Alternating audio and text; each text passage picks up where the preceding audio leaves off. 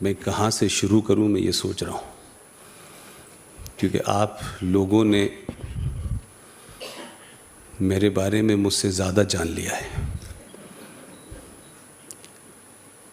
लेकिन पहले तो मैं आपको इस बात के लिए धन्यवाद देता हूँ कि आप लोग बहुत विजनरी लोग हैं। और अब तो मुझे ये भी शक होता है कि आप भविष्यवाणी भी कर सकते हैं। ये सबको पता था कि 26 तारीख को कारगिल दिवस होता है, लेकिन ये किसी को नहीं पता था कि 26 तारीख को आपका भी विजय दिवस हो गया है। नई सरकार मुबारक हो आपको।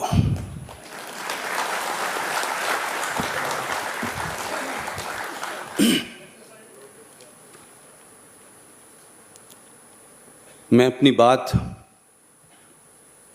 शुरू करने से पहले आप सब लोगों से एक छोटी सी दरख्वास्त करना चाहता हूं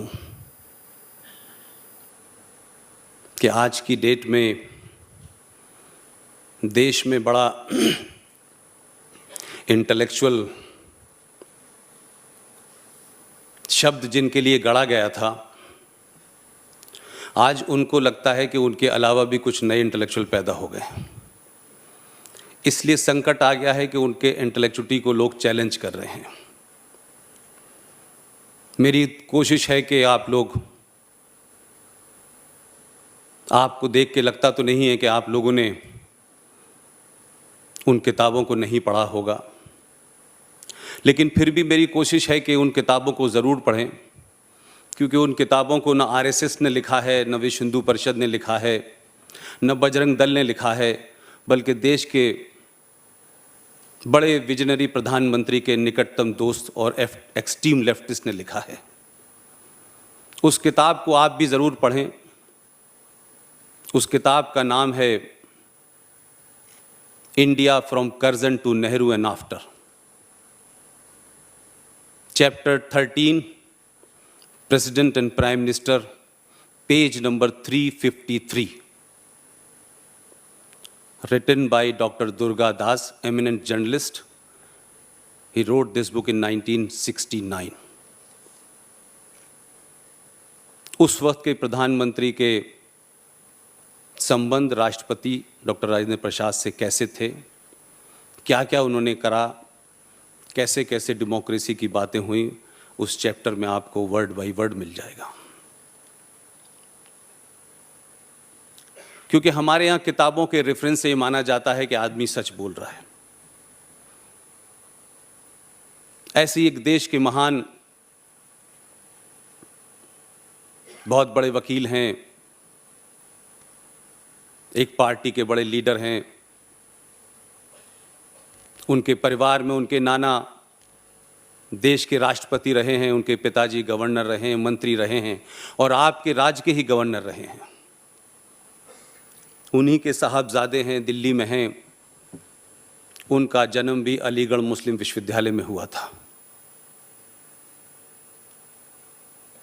उन्होंने भी एक किताब लिखी है, India at home, the reinstatement of Indian Muslim. उसको भी आप पढ़ लेंगे तो देश के महान सेकुलर लीडरों के बारे में आपको अच्छी जानकारी मिलेगी। लिहाजा मैं मानता हूं कि आज के दौर में रिटॉरिक से बात नहीं बनेगी। आपको इस राष्ट्र के सामने चुनौतियां बहुत सारी हैं, मैं उनकी भी बात करूंगा। लेकिन ये चुनौतियां जो हैं, उसको काउंटर आपको अपनी मानसिक शक्ति से करना होगा, और उनको उन्हीं की ज़बान में, उन्हीं की ग्रामर में आपको जवाब देना होगा। ये मुमकिन नहीं है कि आप 5000 साल पुरानी सभ्यता, सनातन संस्कृति के वाहक, उस आदर्शवाद से आज के सामने जो भारत राष्ट्र के सामने चुनौती है, उनका जवाब दे पाएं। आपको अपने हथियार को भी बदलना होगा, अपनी सोच को भी बदलना होगा, अपनी अप्रोच को भी बदलना होगा। और अभी तो इस देश ने कुछ बदला ही नहीं है, बस हल्के से कोशिश की है बदलने की। तब देश में चिंताएं उठने लगी हैं, तब देश टूटने लगा है, तब इस देश में इंटॉलरेंस बढ़ने लगा है, तब इस देश में मॉब लिंचिंग की बात होने लगी है, तब इस देश के अंदर रेपिस्तान बनने लगा है।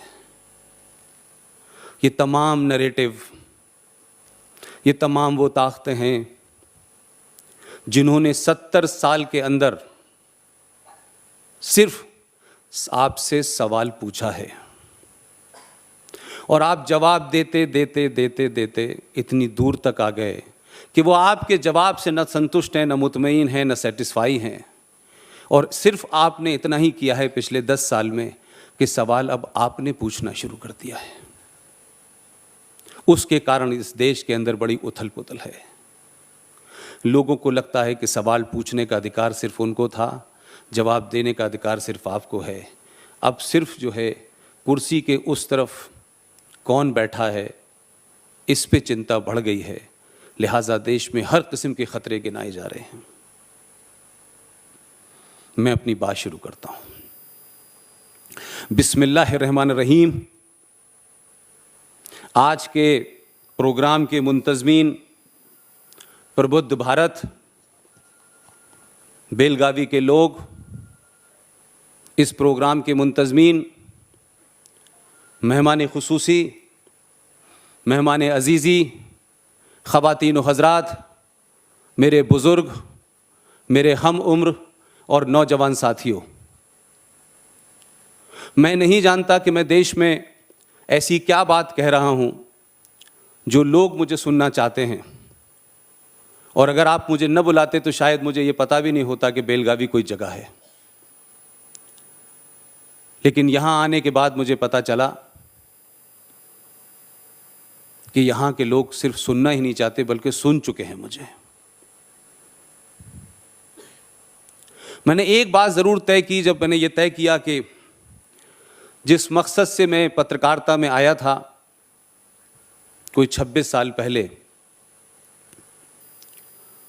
जो मेरा कन्विक्शन था उस वक्त, वो मुझे लगता था कि आज की पत्रकारिता में वो मैं पूरा नहीं कर सकता। ये बात अलग है कि मेरी तालीम और तरबियत, मेरी शिक्षा दीक्षा एक ऐसी जगह हिंदुस्तान में हुई है जहां से पाकिस्तान के बनने की थ्योरी जनक पैदा हुई।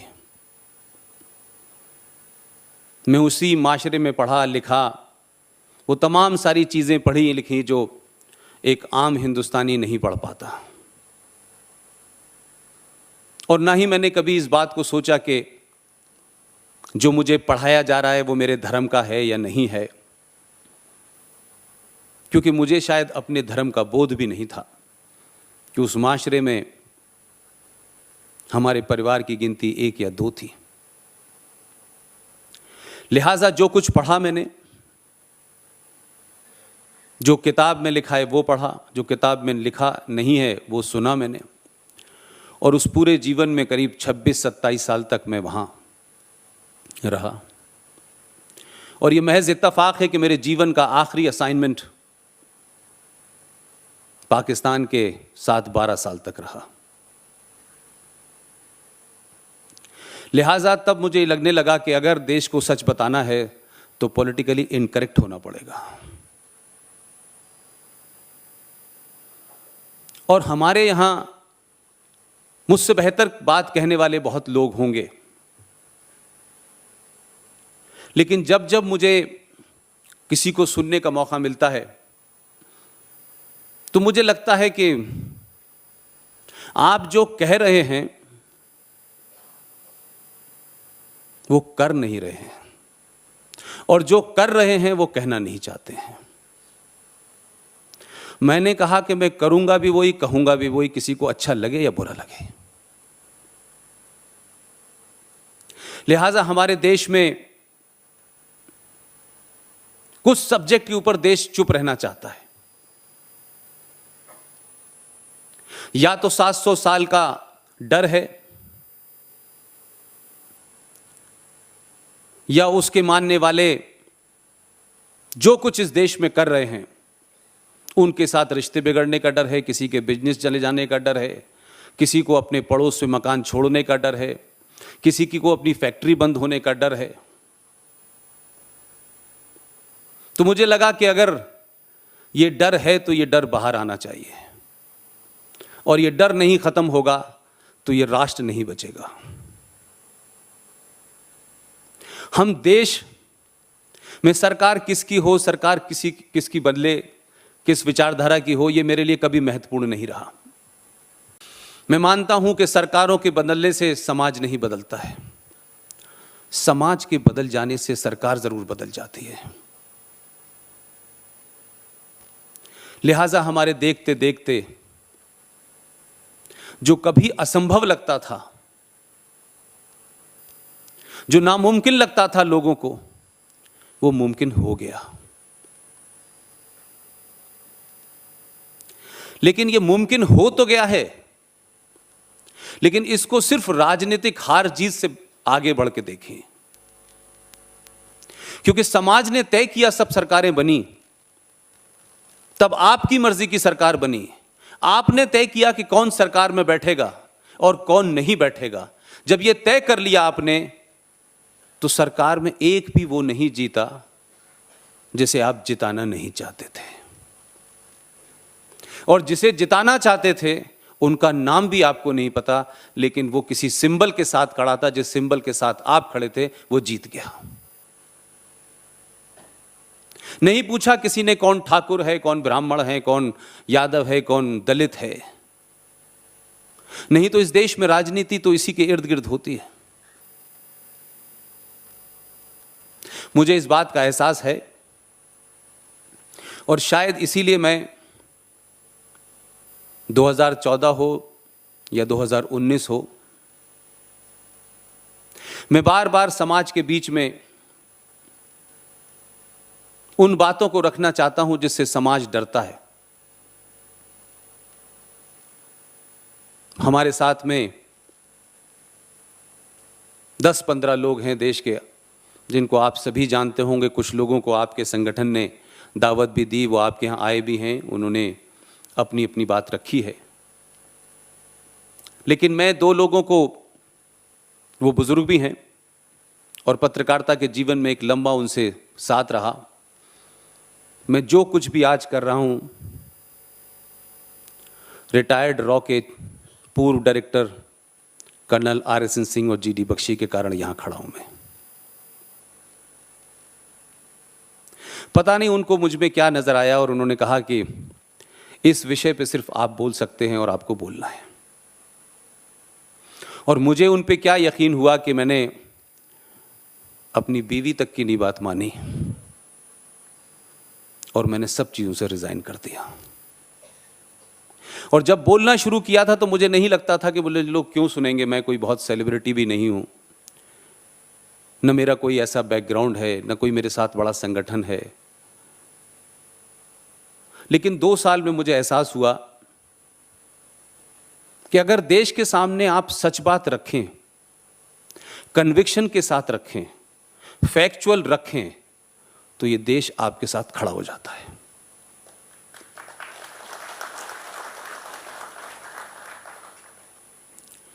लिहाजा जो लोग राष्ट्र को एक जमीन का टुकड़ा समझते हैं, उन्होंने ऐसे कई जमीन के टुकड़े इस भारत राष्ट्र में से पहले ही ले चुके हैं, लेकिन वो राष्ट्र नहीं बने। ये कहते तो हैं वो हम राष्ट्र हैं, लेकिन वो राष्ट्र नहीं है, वो जमीन के टुकड़े के मालिक जरूर हैं। भारत एक राष्ट्र है। राष्ट्र की परिभाषा में उसको आप बयान नहीं कर सकते हैं कि इस राष्ट्र में ये होगा, ये नहीं होगा। लिहाजा कुछ राष्ट्र पैदा हुए हैं, उनकी डेट तय है कि फला दिन वो पैदा हुए हैं। 14 अगस्त 1947 को पाकिस्तान बना, 16 दिसंबर 1971 को बांग्लादेश बना। और आप सारे दुनिया के देशों की आपको पैदा होने की डेट पता है, वो मनाते भी हैं। लेकिन हमारे पूर्वजों ने बिना सोचे समझे, बिना सच्चाई को जाने या अपने राजनीतिक स्वार्थों के चलते या अपनी तत्कालिक जरूरतों को पूरा करने के लिए भारत को कहा गया कि 15 अगस्त 1947 में भारत पैदा हुआ है। और यह हमको बताया गया कि 15 अगस्त 1947 से पहले तो भारत था ही नहीं, भारत की कल्पना ही नहीं थी, ये तो अलग छोटे छोटे टुकड़ों में बटा हुआ था। और एक नैरेटिव से मैं बहुत परेशान हूं जो हम कॉन्शियसली अनकॉन्शियसली बोलते हैं कि 15 अगस्त 1947 को हमें आजादी मिली।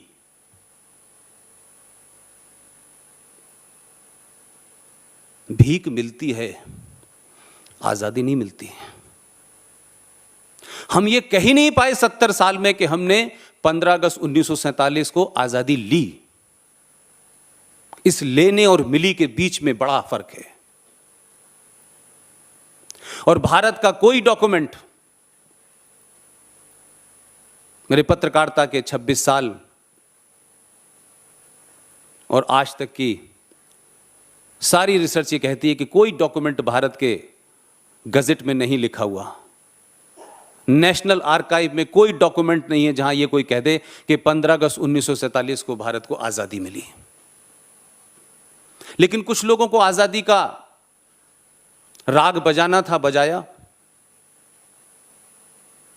क्योंकि अगर हम ये कहेंगे तो उसमें फिर बहुत सच्चाई आएगी, फिर लोग सवाल पूछने लगेंगे। लिहाजा आपका देश 1947 15 अगस्त को 2 हिस्सों में बटा और आपको उस दिन ट्रांसफर ऑफ पावर हुआ। क्योंकि आपकी तथाकथित इस आजादी में जो नींव रखी गई वो साजिशों और षड्यंत्रों के ऊपर है। पूरे इतिहास को तोड़ मरोड़ के नहीं, बल्कि इतिहास को दबा दिया गया। और कुछ नैरेटिव को पूरे देश में खूब चलाया गया। लता मंगेशकर जी ने भी गाने गा दिए, दे दी हमें आजादी बिना खड़ग बिना ताल, अहिंसा परमो धर्मा, नॉन वायलेंस। ये तमाम सारी चीजें ऐसी गढ़ी गई कि मेरी कोई बहुत उम्र नहीं है ऐसी कि मुझे इतना एक्सपीरियंस हो, लेकिन मेरा अपना जो भी एनालिसिस है, मुझे लगा कि 70 साल में इस देश में कोई सुभाष चंद्र, कोई विवेकानंद या कोई वीर सावरकर बनने वाला क्यों नहीं होता पैदा। इस देश में बौने क्यों पैदा होते हैं। हर आदमी को पावर चाहिए, पावर के लिए वो धर्म का इस्तेमाल करेगा, जाति का इस्तेमाल करेगा, लैंग्वेज का इस्तेमाल करेगा, जाति जाति के बीच में भेद करेगा। उसे सिर्फ सत्ता चाहिए, उसे ये देश नहीं चाहिए। सत्ता किसी भी तरीके से मिल जाए, अपनों के साथ गद्दारी करके मिल जाए, देश के साथ गद्दारी करके मिल जाए, और ये सिलसिला लगातार चल रहा है। तब लगता है कि जो सच में उस वक्त भी अच्छे लोग थे जिन्होंने असर्ट किया, लेकिन वो बेचारे इतने महान लोग थे, इतने कद्दावर लोग थे। और बड़े लोगों की और कद्दावर लोगों की एक बड़ी वीकनेस भी होती है कि वो अक्सर बौने लोगों से हार इसलिए जाते हैं कि बौने लोग उनको अपने लेवल पे लाते हैं और फिर हरा देते हैं। तो उस वक्त भी बहुत सारे लोग थे, संविधान लिखते वक्त भी बहुत सारे लोग थे, और आज भी हैं। सिर्फ फर्क इतना ही हुआ है कि 70 साल पहले जो मेज के उस तरफ थे, अब वो इस तरफ आ गए हैं, इसलिए संकट बढ़ गया है। मैं 2-3 चीजों के ऊपर रोशनी आपकी डालना चाहता हूं, क्योंकि आप सब मुझसे बुजुर्ग हैं, मैं उस इतिहास में नहीं जाना चाहता। आप सबको याद होगा, नेताजी सुभाष चंद्र बोस ने 21 अक्टूबर 1943 को मोयान में जिस वक्त वो आए और पूरे उस नॉर्थ ईस्ट इम्फाल पे उनका कब्जा था और भारत की आज़ादी की घोषणा की, उन्होंने बैंक खोला, उन्होंने करेंसी जारी कर दी। 1943 से लेके ऐसा क्या हुआ कि 47 तक आते आते नेताजी मिस्टीरियस सर्कमस्टांसेस में देश में गायब हो गए। उनकी हत्या हुई या उनका प्लेन क्रैश हुआ, ये आज तक लोगों को नहीं पता। ऐसे ही एक शख्स थे वीर सावरकर, उनके बारे में बहुत सारी बातें कही जा रही हैं, हम भी सुन रहे हैं उनको। आज के बहुत सारे बौने लीडर कुछ कहते हैं, लेकिन उस आजादी के बाद से कुछ लोग आए बीच में ऐसे, जिन्होंने शायद थोड़ा करेक्शन करने की कोशिश की अपनी गलतियों की। जो लोग दिल्ली में बैठे हुए क्रांति करते थे, जिनको हाउस अरेस्ट के अंदर 5 स्टार गेस्ट हाउस में बंद किया जाता था, अंग्रेज उनसे सुबह का नाश्ता भी पूछते थे और शाम का खाना भी पूछते थे और कौन कौन सा अखबार पढ़ेंगे वो भी पूछते थे। और उनके पास इस क्रांति में इतनी फुर्सत थी कि वो लेटर टू डॉटर सुबह भी लिखते थे और शाम में भी लिखते थे। और एक क्रांतिकारी वो पानी के जहाज से उसके टॉयलेट में जाकर के उसकी खिड़की से कूदता है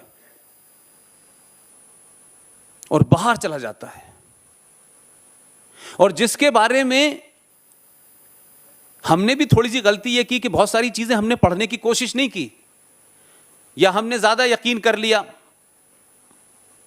और यह अलग बात है कि हम गुजरात के लोगों पे ज्यादा यकीन करते हैं, चाहे अभी हो या 47 में। तो जो कुछ उन्होंने बताया उसके आगे हमने जानने की कोशिश नहीं की। 1904 में इंडियन नेशनल कांग्रेस, जिसको भी एक अंग्रेज ने बनाया था, ए.ओ. ह्यूम ने, उस अंग्रेजों की बनाई कांग्रेस का 1904 में एक साहब प्रेसिडेंट हुए, उनका नाम था मिस्टर कॉलर। मिस्टर कॉलर ने वीर सावरकर के बारे में क्या लिखा है यह नहीं बताया गया, हमने पढ़ा भी नहीं। लिहाजा कुछ लोगों ने उनको कहा कि साहब ये तो गद्दार थे, इन्होंने तो माफी मांग ली। वो चिट्ठी नहीं मिल रही अभी तक, बहुत सारी चिट्ठियां मिल रही हैं लेकिन वो नहीं मिल रही।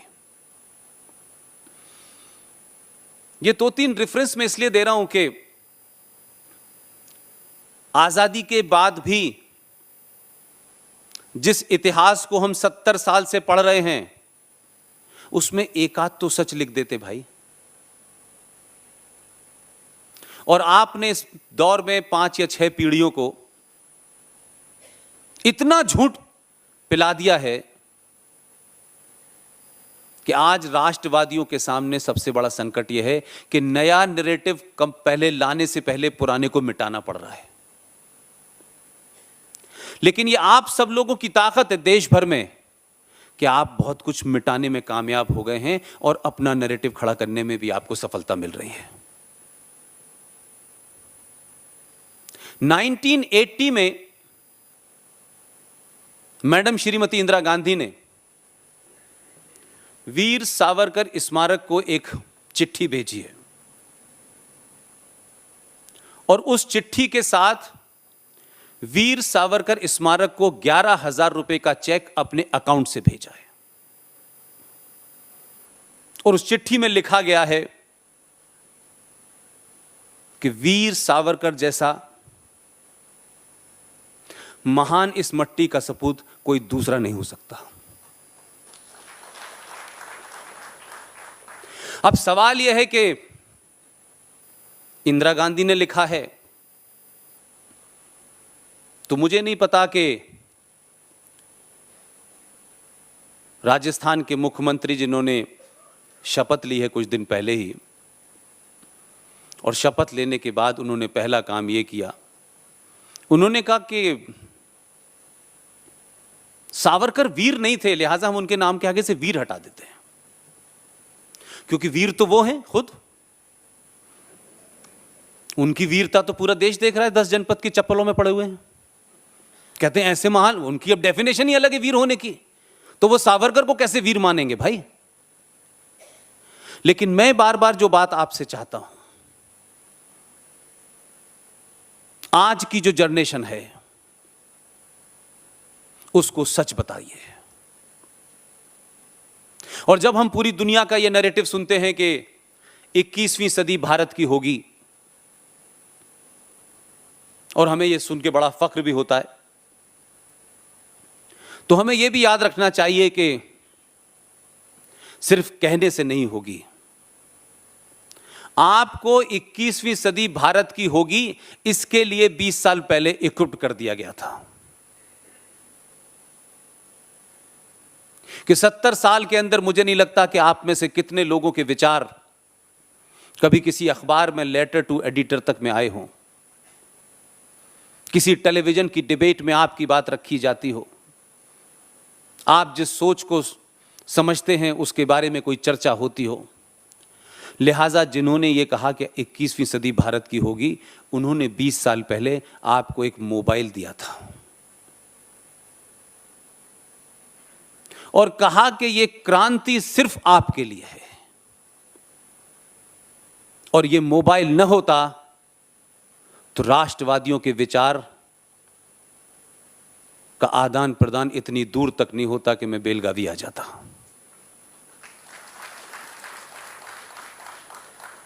अगर इसका कोई भी, मैं कहता हूं, राष्ट्र के लिए कोई सबसे बड़ा इस्तेमाल है, बाकी और चीजों के लिए है, करिए, लेकिन इसका इस्तेमाल सिर्फ अगर मैं समझता हूं आज के दौर में तो आपके लिए हुआ है। आप क्या सोचते हैं? आप उनसे जो आपको तुच्छ निगाह से देखते थे और समझते थे कि कुछ अंग्रेजी बोलने वाले लोग ही इस देश का नैरेटिव बनाएंगे, वो जो सोचते हैं वही महान क्रांतिकारी विचार रखते हैं, बाकी लोगों को विचार रखने का अधिकार नहीं है। आज आपके विचार पूरे दुनिया में जा रहे हैं और लोग आपके साथ खड़े हो रहे हैं, और दुनिया आपको जान रही है। इसीलिए पूरा यूरोप जो एक बीमारी से ग्रस्त है, जो 100 साल से किसी से लड़ा नहीं है, इसलिए वो उससे भी लड़ नहीं पा रहा है, और हमारे देश के लोगों ने या अल्ट्रा सेकुलरिज्म ने या राजनीति पे पहुंचने वाले बौने लोगों ने उसके बारे में जो नैरेटिव क्रिएट किया, उसमें हमने अपना धार्मिक भजन भी दांव पे लगा दिया। देश तो लगाया, हमने भजनों को भी सेकुलर बना दिया, लेकिन उसके बावजूद भी सेकुलरिज्म नहीं मिला हमको।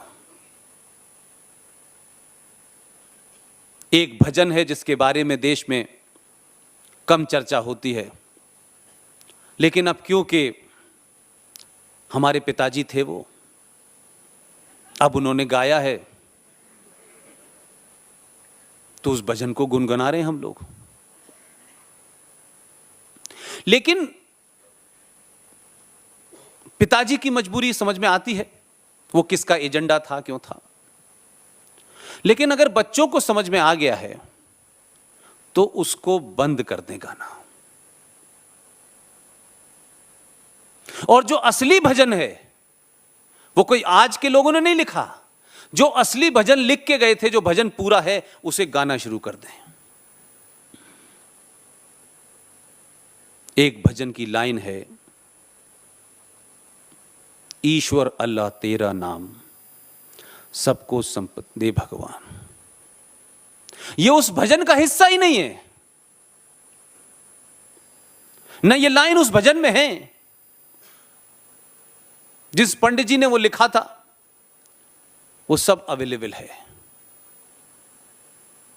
और इसीलिए मैंने कहा कि ये जो छोटा सा खिलौना है जिससे बुजुर्ग से लेकर के 10 साल तक का बच्चा खेल रहा है, उससे अब झूठ नहीं बोला जा सकता। उसने असली भजन डाउनलोड कर दिया है। लिहाजा 15 अगस्त 1947 को भारत आजाद हुआ, भारत बना। उससे पहले भारत नहीं था। और वो तमाम किताबें जो लोग लिख के गए और आपको अवेलेबल नहीं थी, क्योंकि कुछ लोग ये कहते थे I am by accident Hindu, उनकी संतानें जनेऊ डाल के हिंदू होना साबित कर रही हैं। ये बात मैं इसलिए कह रहा हूं, मेरे लिए कोई पॉलिटिकल एजेंडा नहीं है। मेरा कोई कमेंट किसी इंडिविजुअल पे नहीं है। ये आपकी ताकत है, क्योंकि 70 साल तक आपको यह बताया गया कि आप गंवार लोग हैं, सपेरों वाले लोग हैं, जादू टोने वाले लोग हैं, जातियों में बटे हुए हैं। आपको तो 700 साल तक गुलाम रखा गया है, और उसके बीच के और आगे पीछे का इतिहास ही नहीं कोई बताता। और जिनका इतिहास नहीं है वो आपको इतिहास पढ़ा रहे हैं। यह मैं इसलिए कह रहा हूं कि जब आपने अपने 5000 साल, कम से कम जो लिखित की बात है, लोग कहते हैं उससे भी आगे है, 5000 साल पुरानी, जिस दिन आपको बोध हुआ, जिस दिन आपका पुरुषार्थ जगा, जिस दिन आपको अपने पूर्वजों पे सम्मान होने लगा, तो आपने 2014 पैदा कर दिया। यह सिर्फ आपके उस लंबे 700 साल की गुलामी से निकलने का एक हल्का सा प्रयास है। इसमें किसकी जीत हुई, किसकी जीत नहीं हुई, लेकिन इसमें जीत राष्ट्र की हुई।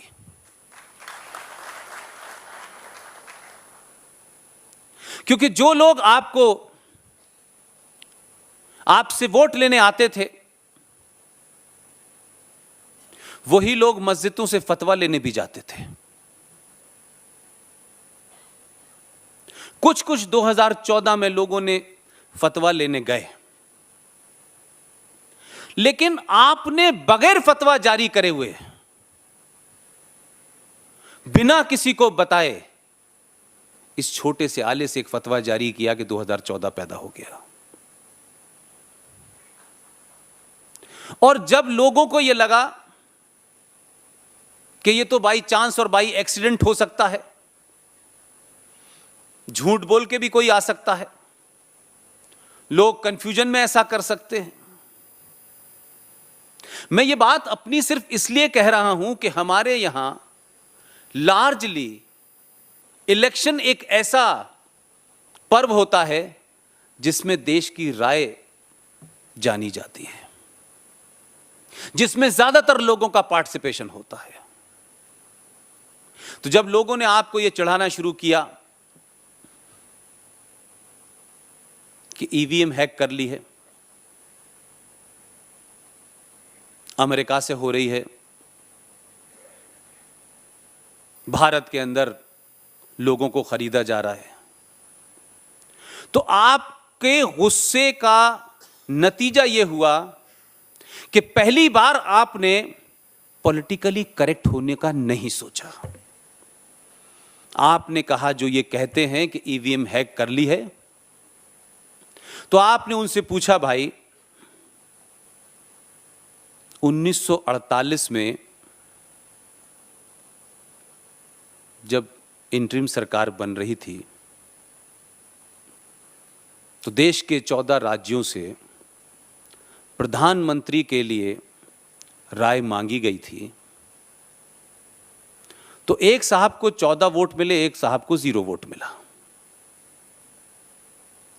तो ईवीएम तो आपने तभी हैक कर ली थी कि जिसको 14 मिले वो तो बेचारा प्राइम मिनिस्टर बना नहीं, जिसको 0 मिला बन गया। यह बात अलग था कि आपके हैकिंग का अंदाज अलग था। क्योंकि आपने ईवीएम के नाम के आगे बापू को खड़ा कर दिया था, क्योंकि बापू ही एक काम कर सकते थे कि अंबेडकर से मतभेद हुआ उनका, अंबेडकर किसी बात पे अड़ गए तो बापू को आगे कर दिया गया। बापू के पास एक ही हथियार था, उसका उन्होंने बड़ा अच्छा इस्तेमाल किया। जवाब नहीं दिया अंबेडकर का। अंबेडकर से बोले तुम अपनी बात वापस ले लो, नहीं मैं धरने पे बैठ जाऊंगा। उसकी परंपरा दिल्ली में आज भी है, कुछ लोग कहीं भी बैठ जाते हैं। तो अंबेडकर साहब ने यह कहा कि देखिए बात मेरी ठीक है, मेरी बात सही है, लेकिन बापू आप देश के लिए जरूरी हैं, मैं नहीं चाहता कि आपका जीवन खतरे में पड़े, इसलिए मैं अपनी बात वापस ले रहा हूं, लेकिन बात मेरी सही है। उन्होंने अपनी बात वापस ले ली। बापू को लगा इससे बढ़िया क्या हथियार है। यही घटना बापू की सुभाष चंद्र बोस के साथ हुई। सुभाष चंद्र बोस के साथ भी बात इस्तीफे को लेके थी। उन्होंने कहा आप चाहते हैं ये लीजिए। बापू ने कहा ये तो बगैर कहे इसने बात मान ली।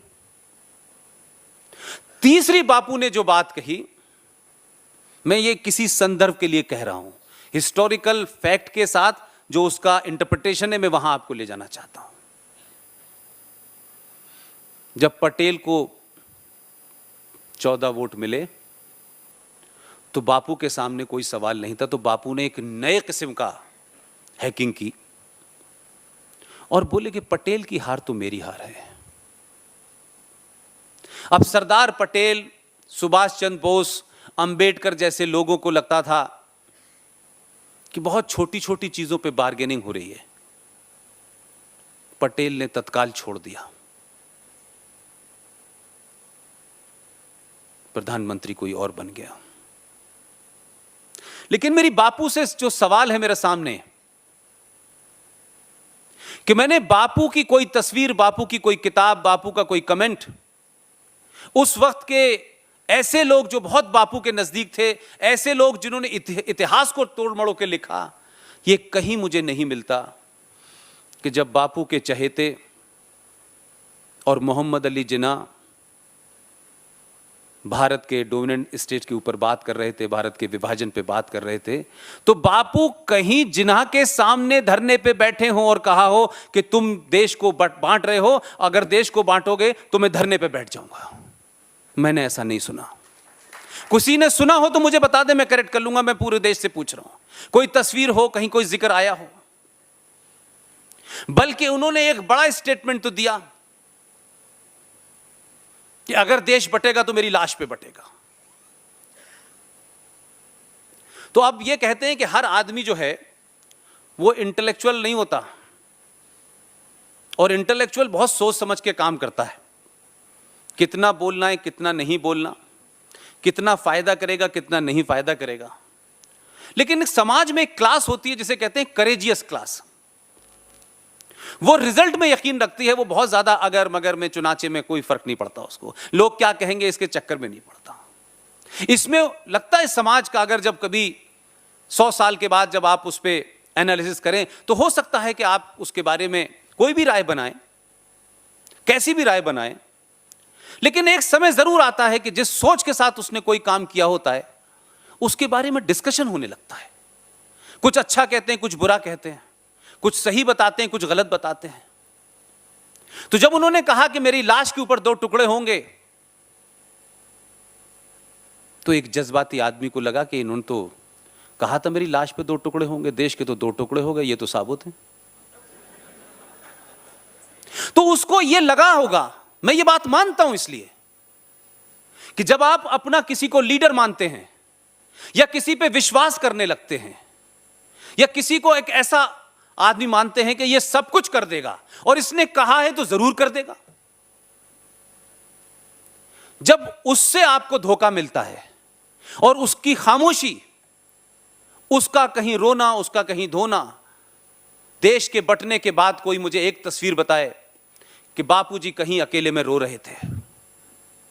बापू कहां थे जब देश के अंदर 21 लाख लोगों की लाशें पड़ी हुई थी, जब पूरे बंगाल में लोग सड़कों पे अपने बच्चों की लाशें ढूंढ रहे थे, स्टेशनों पे माओं की लाशें ढूंढ रहे थे, जब मरे हुए लोगों को लोग कुत्ते खा रहे थे, जब पंजाब के अंदर 50,000 औरतों का रेप हो रहा था, दिल्ली में जनगण मन बच रहा था और आजादी की तथाकथित घोषणा हो रही थी।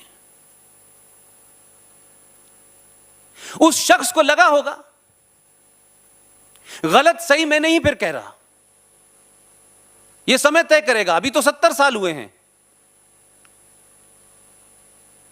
कि एक शख्स ने ऐसा क्यों सोचा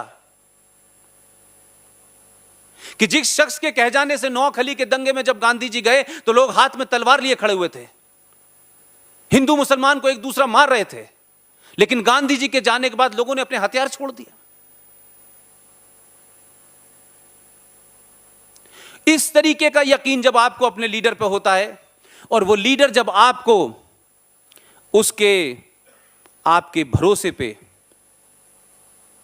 जब उसको कुछ मिलावट लगती है, तो आपकी सोच की क्या आप करेंगे ये आपको पता नहीं होता।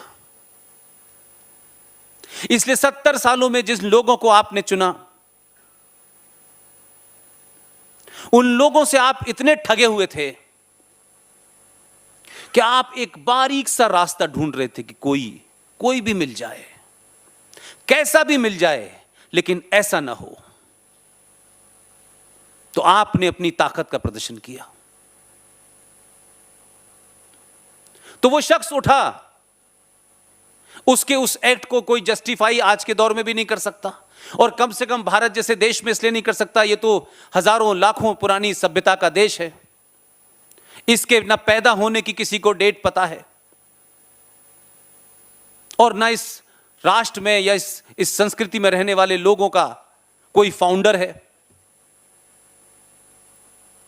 हम सबको पता है क्रिश्चियनिटी का फाउंडर कब से है, हम सबको पता है कि इस्लाम का फाउंडर कौन है, लेकिन हमको नहीं पता कि हिंदू सनातन संस्कृति का ना हम पैदा हुए हैं ना हम मरने जा रहे हैं। यह सनातन संस्कृति अनादिकाल से है।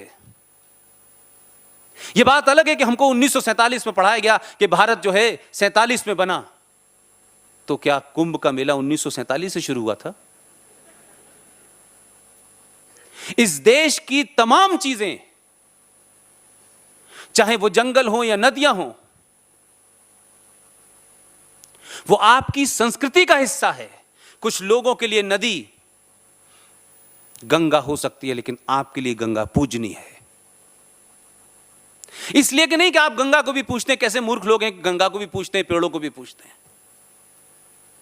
क्योंकि आप इस ब्रह्मांड में जो भी कुछ है, इस कायनात में जो भी कुछ है, उसके हिस्से हैं। यह कायनात आपके लिए नहीं बनी है, आप सिर्फ इसके एक छोटे से हिस्से हैं, बस। इस संस्कृति में और एक दूसरी संस्कृति है जो यह कहती है कि इस कायनात में जो भी कुछ है सिर्फ तुम्हारे लिए है, तुम इसका जैसे चाहो दोहन करो। इसका मेल कैसे हो सकता है? लिहाजा उस शख्स को लगा कि देश बट गया, लाखों लोग मारे जा रहे हैं। वो आया दीवाने की तरह और उसने आके गोली मार दी।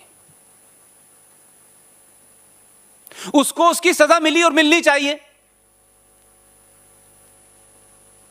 लेकिन इस ईमानदारी के ऊपर बात कहने में लोगों को क्यों प्रॉब्लम होती है भाई?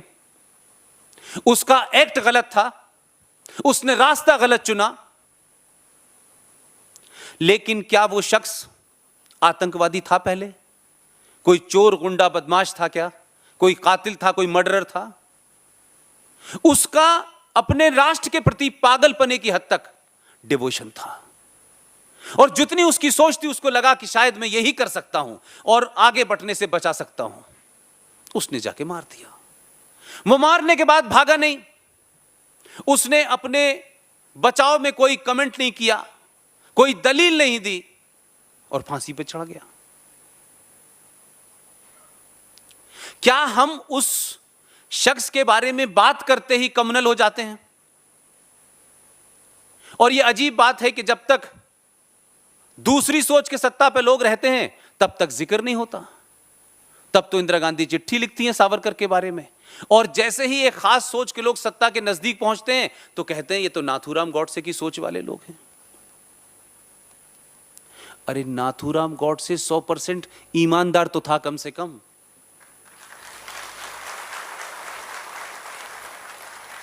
उस पर डिबेट कर सकते हैं आप, पूरा स्पेस है आपके पास डिबेट कर, और 70 साल से डिबेट हो रही है।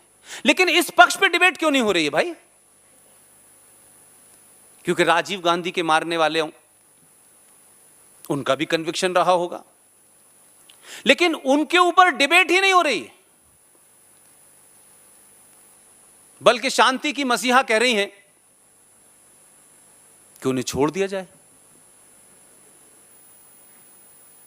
क्योंकि वो सिर्फ उनके शौहर नहीं थे। ये गलतफहमी निकाल दें दिमाग से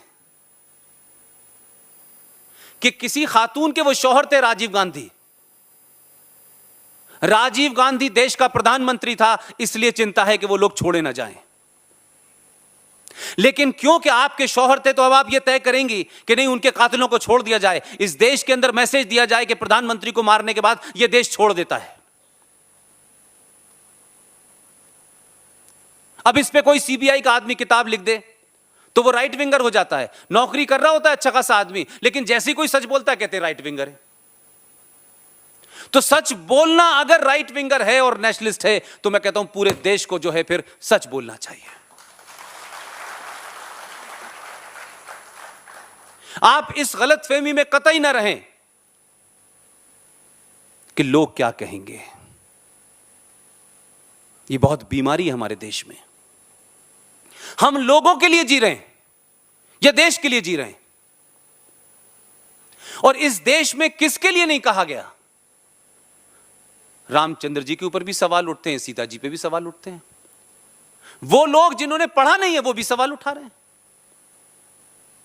तो हम और आप क्या हैं भाई? जब जब देश में राष्ट्रवादी ताकतें मजबूत होंगी, आप ध्यान रखिएगा,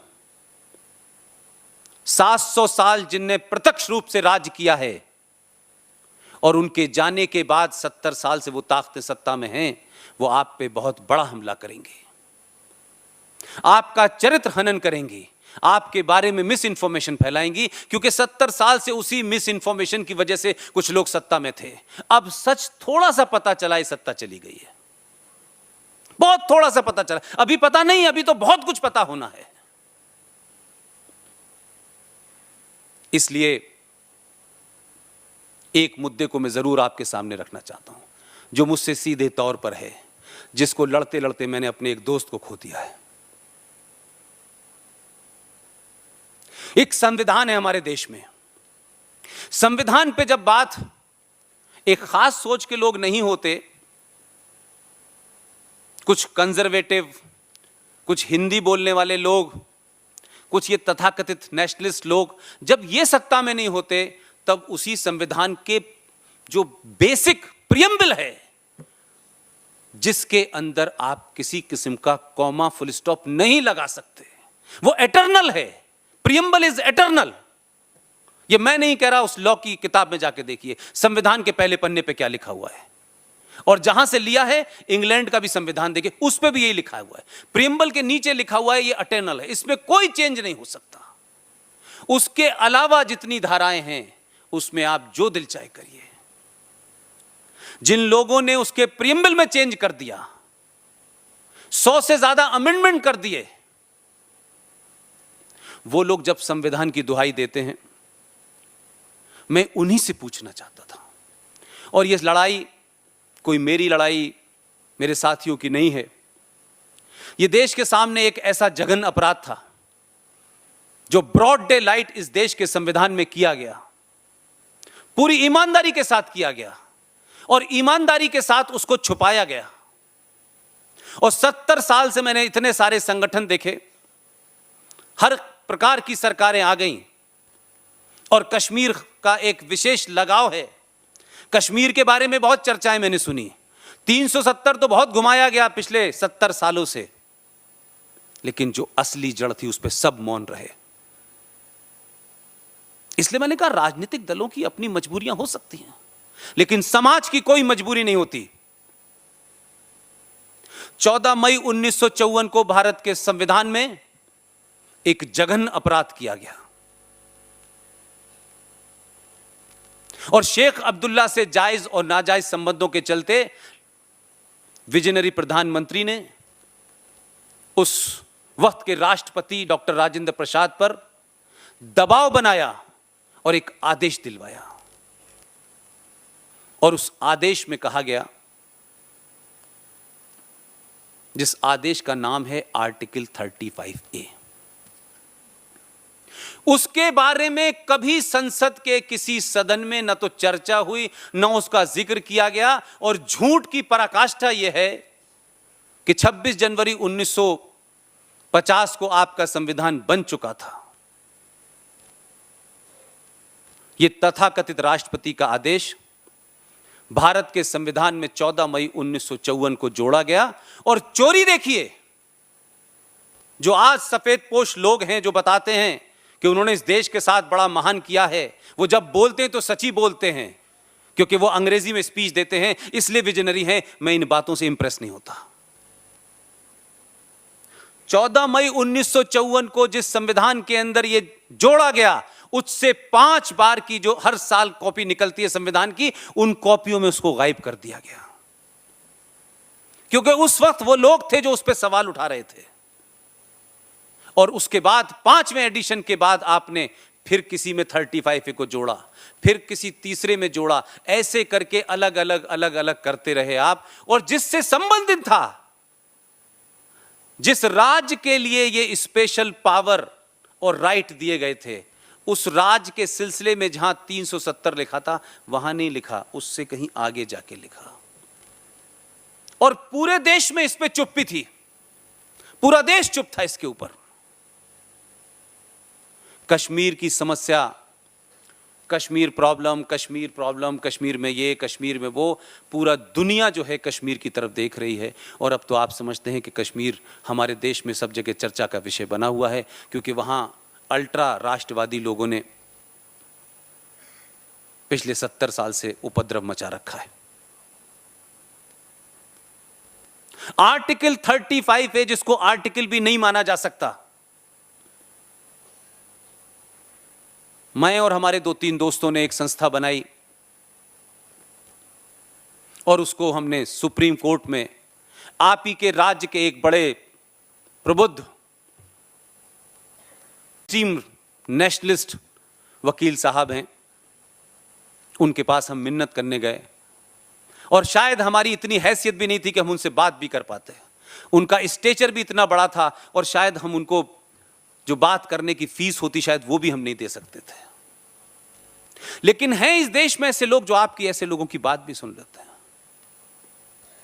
हमने कहा सिर्फ हमको 2 मिनट दे दीजिए, हम अपनी बात कहना चाहते हैं, हमारा कोई पर्सनल मुकदमा नहीं है। 2 मिनट में वो बात समझ गए और कहा आप लोग जाइए। 6 महीने के बाद 19 अगस्त 2014 को सुप्रीम कोर्ट में हमने आर्टिकल 35A को चैलेंज किया। और जब चैलेंज किया तब पता चला कि हमने ये कोई छोटा मोटा काम नहीं किया है, इसमें बड़ा खतरा है। आखिर चुप्पी क्यों साधी हुई थी इसके ऊपर, वो हमें उस दिन एहसास हुआ जब हमारा साथी हमारे बीच में से चला गया। यह आर्टिकल 35A जम्मू कश्मीर में और जम्मू कश्मीर राज्य को रिपब्लिक सेकुलर भारत के अंदर 2 नेशन थ्योरी को जन्म देता है। कश्मीर को इस्लामिक स्टेट बनाता है। कश्मीर के अंदर भारत के तमाम दुनिया के किसी भी हिस्से में भारत के लोग जो पैदा हुए हों, किसी कोने में हो, किसी धर्म के हों, किसी जात के हों, किसी भाषा के हों, उनको जम्मू कश्मीर में अलग से नागरिकता लेनी होगी। उनका अलग एक संविधान है। उस संविधान में हजारियों ऐसी धाराएं हैं जो एंटी हिंदू और एंटी इंडिया हैं। लेकिन वो पिछले 70 साल से गवर्न हो रहा है। हर प्रकार की सरकार आ रही है, हर प्रकार की सरकार जा रही है, लेकिन कोई ये नहीं कह रहा है कि असली प्रॉब्लम कहां है। जड़ में मट्ठा डालने की जगह हम पेड़ों के पत्तों पे पानी डाल रहे हैं।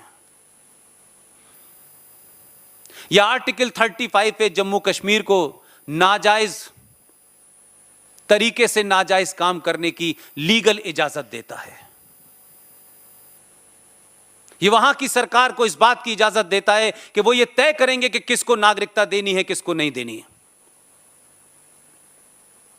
यही आर्टिकल 35A की वजह से हिंदुस्तान का नागरिक, जो भारत के संविधान में आपको आजादी देता है कि आप भारत के किसी कोने में जो भारत का हिस्सा है, और कम से कम एक ही हिस्सा है जिसे हम सुबह शाम रटते हैं, अभिन्न अंग है, अभिन्न अंग है। कभी बिहार के बारे में सुना आपने? कभी कर्नाटक के बारे में सुना कि अभिन्न अंग है? लेकिन इसके साथ विशेष दर्जा लगा हुआ है कि अभिन्न अंग है, उसके बावजूद भी आप वहां जाके नहीं बस सकते हैं। लेकिन इसी आर्टिकल को नेहरू जी के महान दोस्त, जिनके लिए उन्होंने देश के साथ गद्दारी की, संविधान में झूठ बोला, उन्होंने जब जम्मू कश्मीर में यह संविधान में जुड़ा, जम्मू कश्मीर का संविधान 1956 में ड्राफ्ट बना और जनवरी 1957 में उनका संविधान लागू हो गया। वो उनसे भी आगे थे, नेहरू जी के दोस्त थे, तो ऐसे ही होंगे। देखिए, ये मेरा गुस्सा है, ये मेरे लिए कोई पॉलिटिकल तकरीर नहीं है, लिहाजा इस जद में नेहरू जी भी आएंगे, इस जद में बापू भी आएंगे, लेकिन मुझे कोई फर्क नहीं, मुझे किसी पार्टी का टिकट नहीं चाहिए। और मुझसे कौन खुश होगा, कौन नाराज होगा, इसकी मुझे कतई चिंता नहीं है। मैंने पहले नहीं की, मैंने जब नहीं की, जब मैं जहां पैदा हुआ था, तो अब तो मैं कहीं और हूं। उन्होंने क्या किया कि जब अपने संविधान में जोड़ा तो एक शर्त और रख दी। तो विजनरी प्रधानमंत्री ने यह नहीं पूछा कि भाई ये आप क्यों मांग रहे हैं, उनका ये भी ले लो। उनकी शर्त क्या थी कि हम 14 मई 1954 में जिस तथाकथित राष्ट्रपति के आदेश को एक संविधान का हिस्सा बना रहे हैं, लेकिन हम जम्मू कश्मीर के संविधान में इसको लागू रखेंगे, लेकिन इसके लागू करने की डेट 1944 से शुरू करेंगे। यह नहीं पूछा किसी ने भाई कि भाई 1944 ही क्यों थी, 632 रख लेते, पूरी तमन्ना पूरी हो जाती है। उसमें अबू बकर से लेके अली वली सब आ जाते, सबको नागरिकता देते थे। लेकिन यह सच बात है कि किसी ने पूछा नहीं, और हमारे राष्ट्र में, देश में लोगों को फुर्सत नहीं थी। जब आपको बड़े मकान और बड़ी गाड़ी खरीदने की फुर्सत थी, तब लोग इस देश के संस्थानों को दीमक की तरह खा रहे थे। और जब आपको होश आया है, तो आपको एक नहीं, दो नहीं, तीन नहीं, कम से कम अगले 50 साल तक इस स्थिति को बरकरार रखना होगा। तब यह दीमक से जिनको चाट गई है, तब जाके ठीक होगा। एक दो बार से बटन दबाने से काम नहीं चलेगा।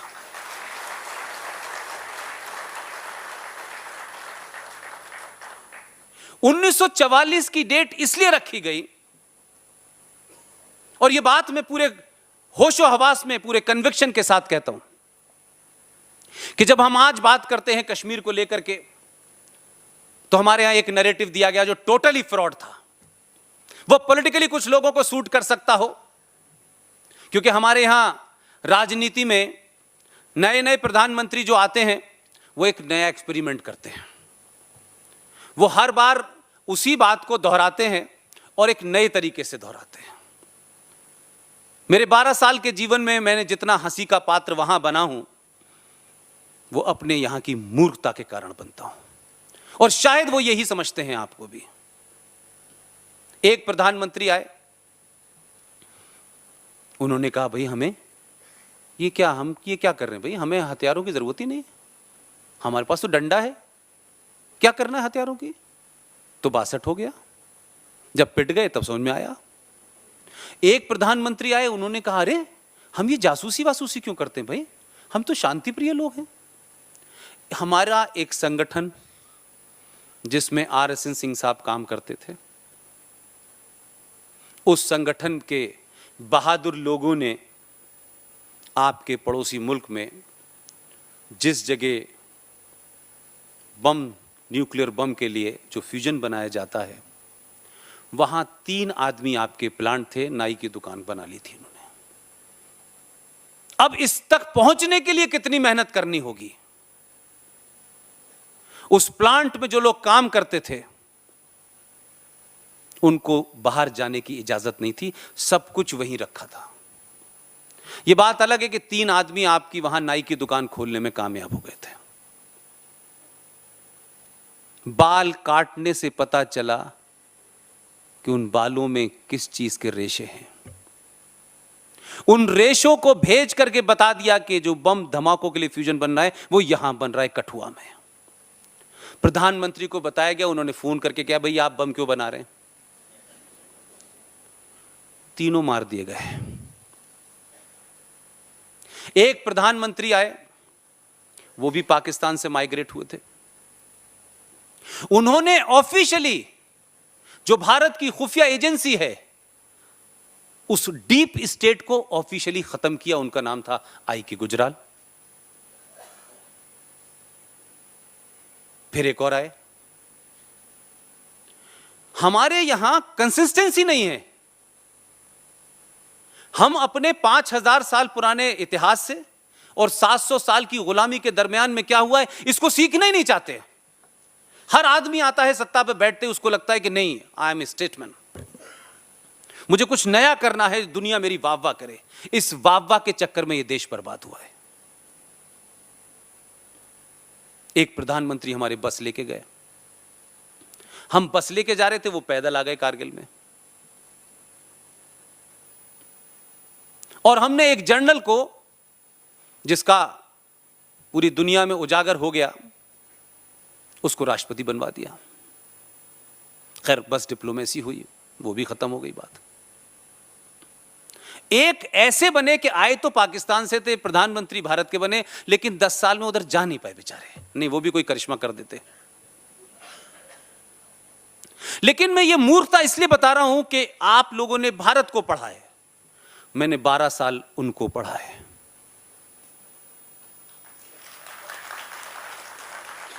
इसलिए मैं अगर जानता भी हूं तो मुझे अब इस देश को बताने में कोई गम नहीं है, क्योंकि मुझे अब उस प्रोफेशन में वापस नहीं जाना। आपको नहीं पता कि कारगिल के बाद एक बड़ा दुखद घटना घटी है, जिस कारगिल युद्ध की हम चर्चा कर रहे हैं।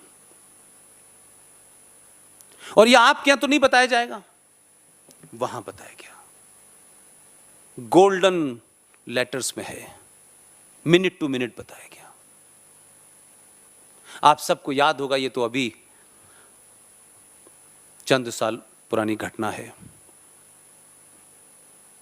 कि कारगिल युद्ध में परवेज मुशर्रफ का जो मैसेज था वो आपके महान सपूतों ने टेप कर लिया था। कितने बजे क्या बोला, क्या कहा, सारी वो रिकॉर्डिंग थी। क्योंकि हमारी समस्या यह है कि हम ये मानते हैं कि जितने महान संस्कृति के लोग हम हैं, जितने आदर्शवादी हम हैं, उतने ही दूसरे लोग होंगे। और इसी गलत फहमी में हम 700 साल से गुलाम हैं और आजादी के बाद भी गुलाम हैं। आप आदर्शवादी हैं, रहिए। आपकी संस्कृति आदर्शवादी थी, उस पर गर्व कीजिए। लेकिन वर्तमान समाज आदर्शवादी नहीं है। समाज जिस किस्म का है उसी हथियार से लड़ाई लड़ी जाएगी, नहीं आप मार खाते रहेंगे। वो लोगों ने कहा कि देखिए साहब, वो पूरे देश में पता है, आपके उस वक्त के प्रधानमंत्री से लेकर के एक एनएसए थे, बहुत महान एनएसए, उनकी बड़ी चर्चा होती है। और हमारे यहां एक और बड़ी प्रॉब्लम है सर, जो मैंने पास से देखा है, मैं उसका जिक्र कर रहा हूं, बाकी आप लोग मुझसे बड़े हैं, कह सकते हैं कि किसी भी आदमी में, निजी तौर पे छोड़ दीजिए, अगर उसको राष्ट्र के नाम पे भी कुछ पता चल जाता है, तब भी वो अपने संबंधों के खराब होने और उस बात को कहने से या तो कतरा जाता है या खामोश हो जाता है। और हम सब वही गुणगान करने लगते हैं। जब वो चला जाता है तब हम उसके बारे में कहते हैं, ये मैं समझता हूं सबसे बड़ी कायरत है। वो जिंदा हो तो उसके मुंह पे कहो, ताकि उसे मरने में तकलीफ हो। जिस चीज की मैं बात कर रहा हूं, जिस रिकॉर्डिंग की मैं बात कर रहा हूं, वो रिकॉर्डिंग आपके लोगों ने, देश की खुफिया एजेंसी ने पूरी दे दी। हमारे यहां के महान नेताओं ने अपनी अंतर्राष्ट्रीय छवि, शांति के दूत, फोन करके कहा कि देखिए साहब, हम आपको इसकी कॉपी भेज रहे हैं और इन लोगों को सजा दीजिए। जब उस मुल्क में जहां सजा देने वाली क्राइम करते हैं, उससे कह रहे हैं कि आप सजा दीजिए। हां, उन्होंने सजा दे दी, क्योंकि आपको ज्ञान जिस चीज का नहीं है उसमें भी आप एक्सपर्ट हैं। मैं दो चीजों पे बार बार फोकस करता हूं और दुनिया से सीखिए। कुछ चीजें आदमी के बदलने से नहीं बदली जानी चाहिए, वो राष्ट्र की एक पॉलिसी होती है। आज कोई समाजवादी आ गया, उसने देश की फॉरेन पॉलिसी बदल दी। आज कोई वामपंथी आ गया, उसने अपनी पॉलिसी बदल दी। आपकी डिफेंस पॉलिसी और फॉरेन पॉलिसी कंसिस्टेंट नहीं है। और अगर कोई गलती आपने कर भी ली है तो भी उसको आप सुधारना नहीं चाहते। लिहाजा इतने एक्सपेरिमेंट करने के बाद वो कैसेट गया, राष्ट्रपति के दरबार में 7 पाकिस्तानियों का उसी रात कत्ल कर दिया गया। सब आर्मी के ऑफिसर थे और एक खबर नहीं दी। सारे फैमिलीज को कंफाइन कर दिया गया। यह खबर देश से बाहर ना निकले। आपके लोगों ने राष्ट्रपति भवन पाकिस्तान में पैठ बना ली थी। वो 7 पाकिस्तानी भारत के लिए खुफिया एजेंसी की खबर दे रहे थे। कुछ निकला नहीं, आप महान नहीं बने, लेकिन यह महानता का भूत जो है हमको सवार है। उस मुल्क को आप कुछ भी कहिए, अच्छा कहिए, बुरा कहिए, लेकिन 4 राज्यों का मुल्क, उत्तर प्रदेश के बराबर की जनसंख्या, आपके समतल खड़ा रहता है। आपका देश उसके नाम से एक पत्थर फेंक देते, हम कहते हैं हाथ देखिए, हमने घर में घुस के मारा है। हमने किसे मारा है? आपके बराबर का मुल्क है वो। एक बौने से मुल्क को आपने अपने बराबर बना लिया है। सुबह शाम पूरे देश के अंदर पाकिस्तान पाकिस्तान पाकिस्तान। ऐसा लगता है कि हम सिर्फ पाकिस्तान को समाप्त करने या पाकिस्तान के ऊपर 2 पत्थर फेंकने से ही महान हो जाएंगे। जहां फेंकना चाहिए वहां नहीं फेंक पाते। पूरा नेशन की साइक में पाकिस्तान बैठ गया है। उसको पता है कि कहां पर किस बात के कहने से भारत के अंदर गड़बड़ी होगी। वो अपने काम पे लगा हुआ था। वो जिस मकसद के लिए बना है वो काम बखूबी कर रहा है। उसमें वो 1 इंच आगे पीछे नहीं हुआ। उनके यहां सेंट्रिस्ट, लेफ्टिस्ट लीनिंग के भुट्टो को भी देखा हमने, और एक्सट्रीम इस्लाम को मानने वाले जियाउल हक को भी देखा, नवाज शरीफ को भी देखा, बेनजीर को भी देखा, मुशर्रफ को भी देखा, लेकिन कुछ बदला नहीं। आपके यहां बदलता रहता है। हर आदमी एक्सपेरिमेंट करता है। ये जो विश्वास जीतने की परंपरा हमारे साथ है, ये हमने नहीं सोचा कि इसी विश्वास जीतने में हम 700 साल गुलाम हो गए। पृथ्वीराज चौहान ने भी 16 बार विश्वास जीता था। गुरु गोविंद सिंह ने भी जीता था। विश्वास नहीं मिला आपको आज तक। विश्वास नाम का कवि मिल गया है दिल्ली में, लेकिन विश्वास नहीं मिल रहा। हम कब तक सब जानने के बावजूद भी इस कोशिश में लगे हुए हैं कि नहीं, पूरी दुनिया का विश्वास जीतने के बाद हम करेंगे। शांति सिर्फ शक्ति से स्थापित होती है, भीख मांगने से और हाथ जोड़ने से नहीं होती। आप शक्ति का प्रदर्शन कीजिए, और आपने जब जब किया है तब तक रिजल्ट आपको अच्छे मिले हैं। लिहाजा हम ये कहें कि हम शक्ति प्रदर्शन तो करेंगे, हम बम धमाका तो करेंगे, लेकिन हमारी राष्ट्रीय पॉलिसी अजीबोगरीब किस्म की है। हमारा राष्ट्रीय खेल है हॉकी। आपके राज्य ने बड़े सारे खिलाड़ी दिए हैं, लाकड़ा से लेके डुंग डुंग तम तमाम बड़े खिलाड़ी थे। हॉकी खेलने का जो राष्ट्रीय खेल है उसका एक ही नियम है, वो बदला नहीं पिछले कई सौ सालों से, attack is the best defence. लेकिन राष्ट्रीय पॉलिसी हमने क्या बनाई कि पहले हमला नहीं करेंगे, पहले हमारे ऊपर करो, और हम मर गए तो ठीक है और जिंदा रहे तो फिर हम तुम्हें जवाब देंगे। तो ये पूरी पॉसिबिलिटी मान के चलते हैं कि हमला होने के बाद हम बचेंगे तब हम जवाब देंगे, लेकिन ऐसा होता नहीं है। हमने कारगिल का युद्ध भी उसी हालात में लड़ा, हमने 65 का 71 का सारे युद्ध हमने अपनी तरफ से शुरू नहीं किए। अभी हम जिस विजय दिवस की बात कर रहे थे, सन 65 के युद्ध में तो आप हाजीपीर लाहौर में चले गए थे, हाथ जोड़ के खाली करवाया, वापस कर दिया समझौते के बाद। जब भी इस देश ने शक्ति दिखाई है, इस देश की सत्ताओं पर, व्यवस्थाओं पर ऐसे बौने लोग बैठे हैं कि उन्होंने अपने लोगों को झुका दिया। अब तो किताबें मौजूद हैं और लिखने वाले मैं बार बार इस बात को रिमाइंड कराता रहता हूं कि लिखने वाला कोई आरएसएस का नहीं है, कोई 5 जन का एडिटर नहीं है, कोई ऑर्गेनाइजर का एडिटर नहीं है। तमाम वो लोग हैं जो बिल्कुल दूसरी बैकग्राउंड से आए हैं और वो भी आज सच लिख रहे हैं।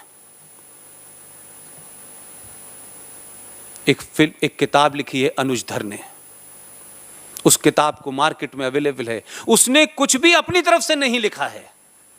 20-25 देशों से जो डॉक्यूमेंट थे उस वक्त के, वो सारे डॉक्यूमेंट लगाए हैं उसने। उस किताब का नाम है your prime minister is dead, जिसके ऊपर विवेक अग्निहोत्री नाम के एक नेशनलिस्ट फिल्म डायरेक्टर ने फिल्म बनाई है ताशकंद फाइल।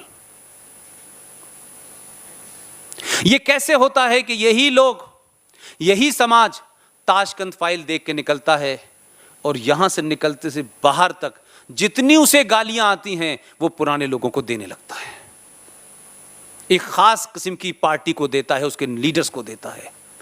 वो यहां फिल्म देखने आता है तो उसको पता नहीं होता कि मुझे क्या देखना है, लेकिन देखने के बाद वो कन्विंस हो जाता है फैक्ट के साथ में कि इस देश के साथ किन लोगों ने गद्दारी की है। तो हम अगर आज भी इस बात को नहीं समझ रहे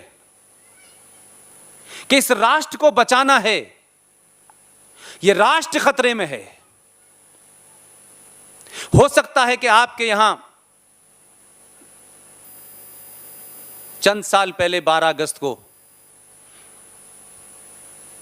किसी एक विचारधारा के लोगों ने कहा कि हम अपनी मौजूदगी कैसे दर्ज कराएं, क्योंकि वहां मौजूदगी दर्ज कराने का जो तरीका है वो 1400 साल पहले उस दिन शुरू हुआ था जब मक्का में मोहम्मद साहब के दामाद अली का फजर की नमाज जो सुबह 4:30 बजे होती है, जब वो नमाज पढ़ने गए तो उनके बराबर में एक आदमी लेटा हुआ था।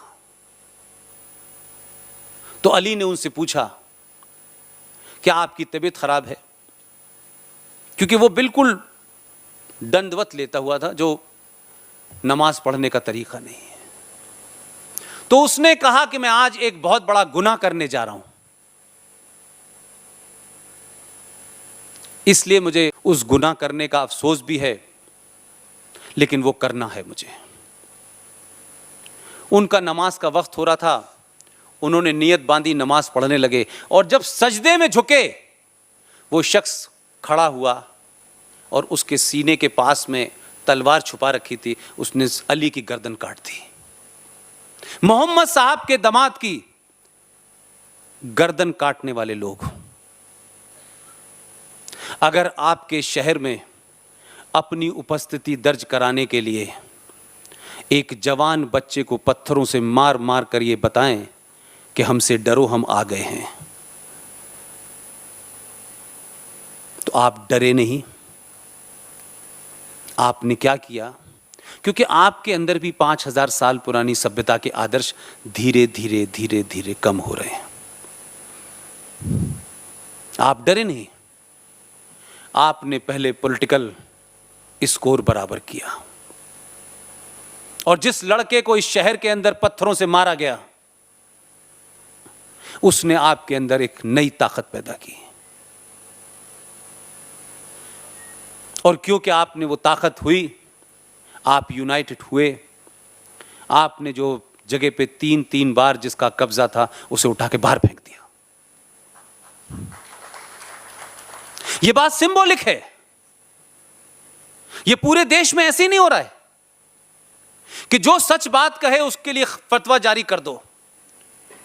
सलमान रश्दी कहे उसको मारने का फतवा जारी कर दो। तस्लीमा नसरीन कुछ बोले उसे फतवा जारी कर दो। जो लोग डरा रहे हैं वो खुद इतने डरे हुए हैं कि वो हर बार एक नया तरीका ढूंढते हैं, किस तरीके से मारा जाए, कैसे लोगों में डर पैदा किया जाए।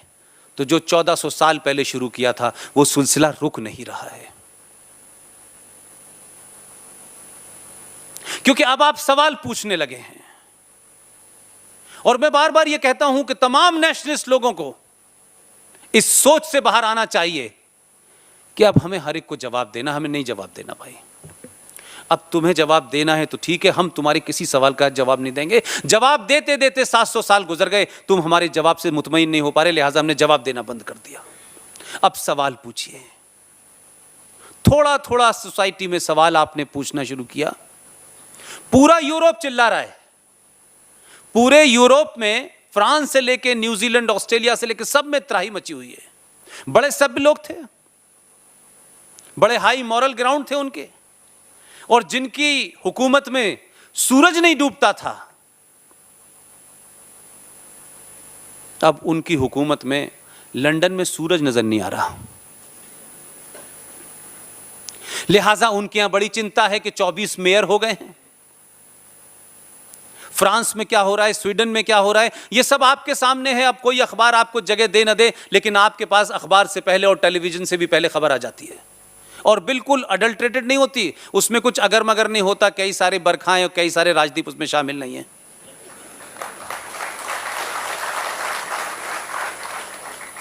लिहाजा वो लोग अब आपसे क्या उम्मीद कर रहे हैं? क्योंकि आपने सिर्फ थोड़ा सा नैरेटिव बदला है और सवाल पूछा है। और आपने सवाल पूछना शुरू किया तो पूरा यूरोप कह रहा है। आप विदेशी अखबार पढ़िए। 12 साल मैंने बड़े अखबार पढ़े, अभी भी पढ़ लेता हूं, अब समय कम मिल रहा है। वो कहता है कि अगर इस्लामिक आतंकवाद को पूरी दुनिया में कोई रोक सकता है तो सिर्फ भारत रोक सकता है।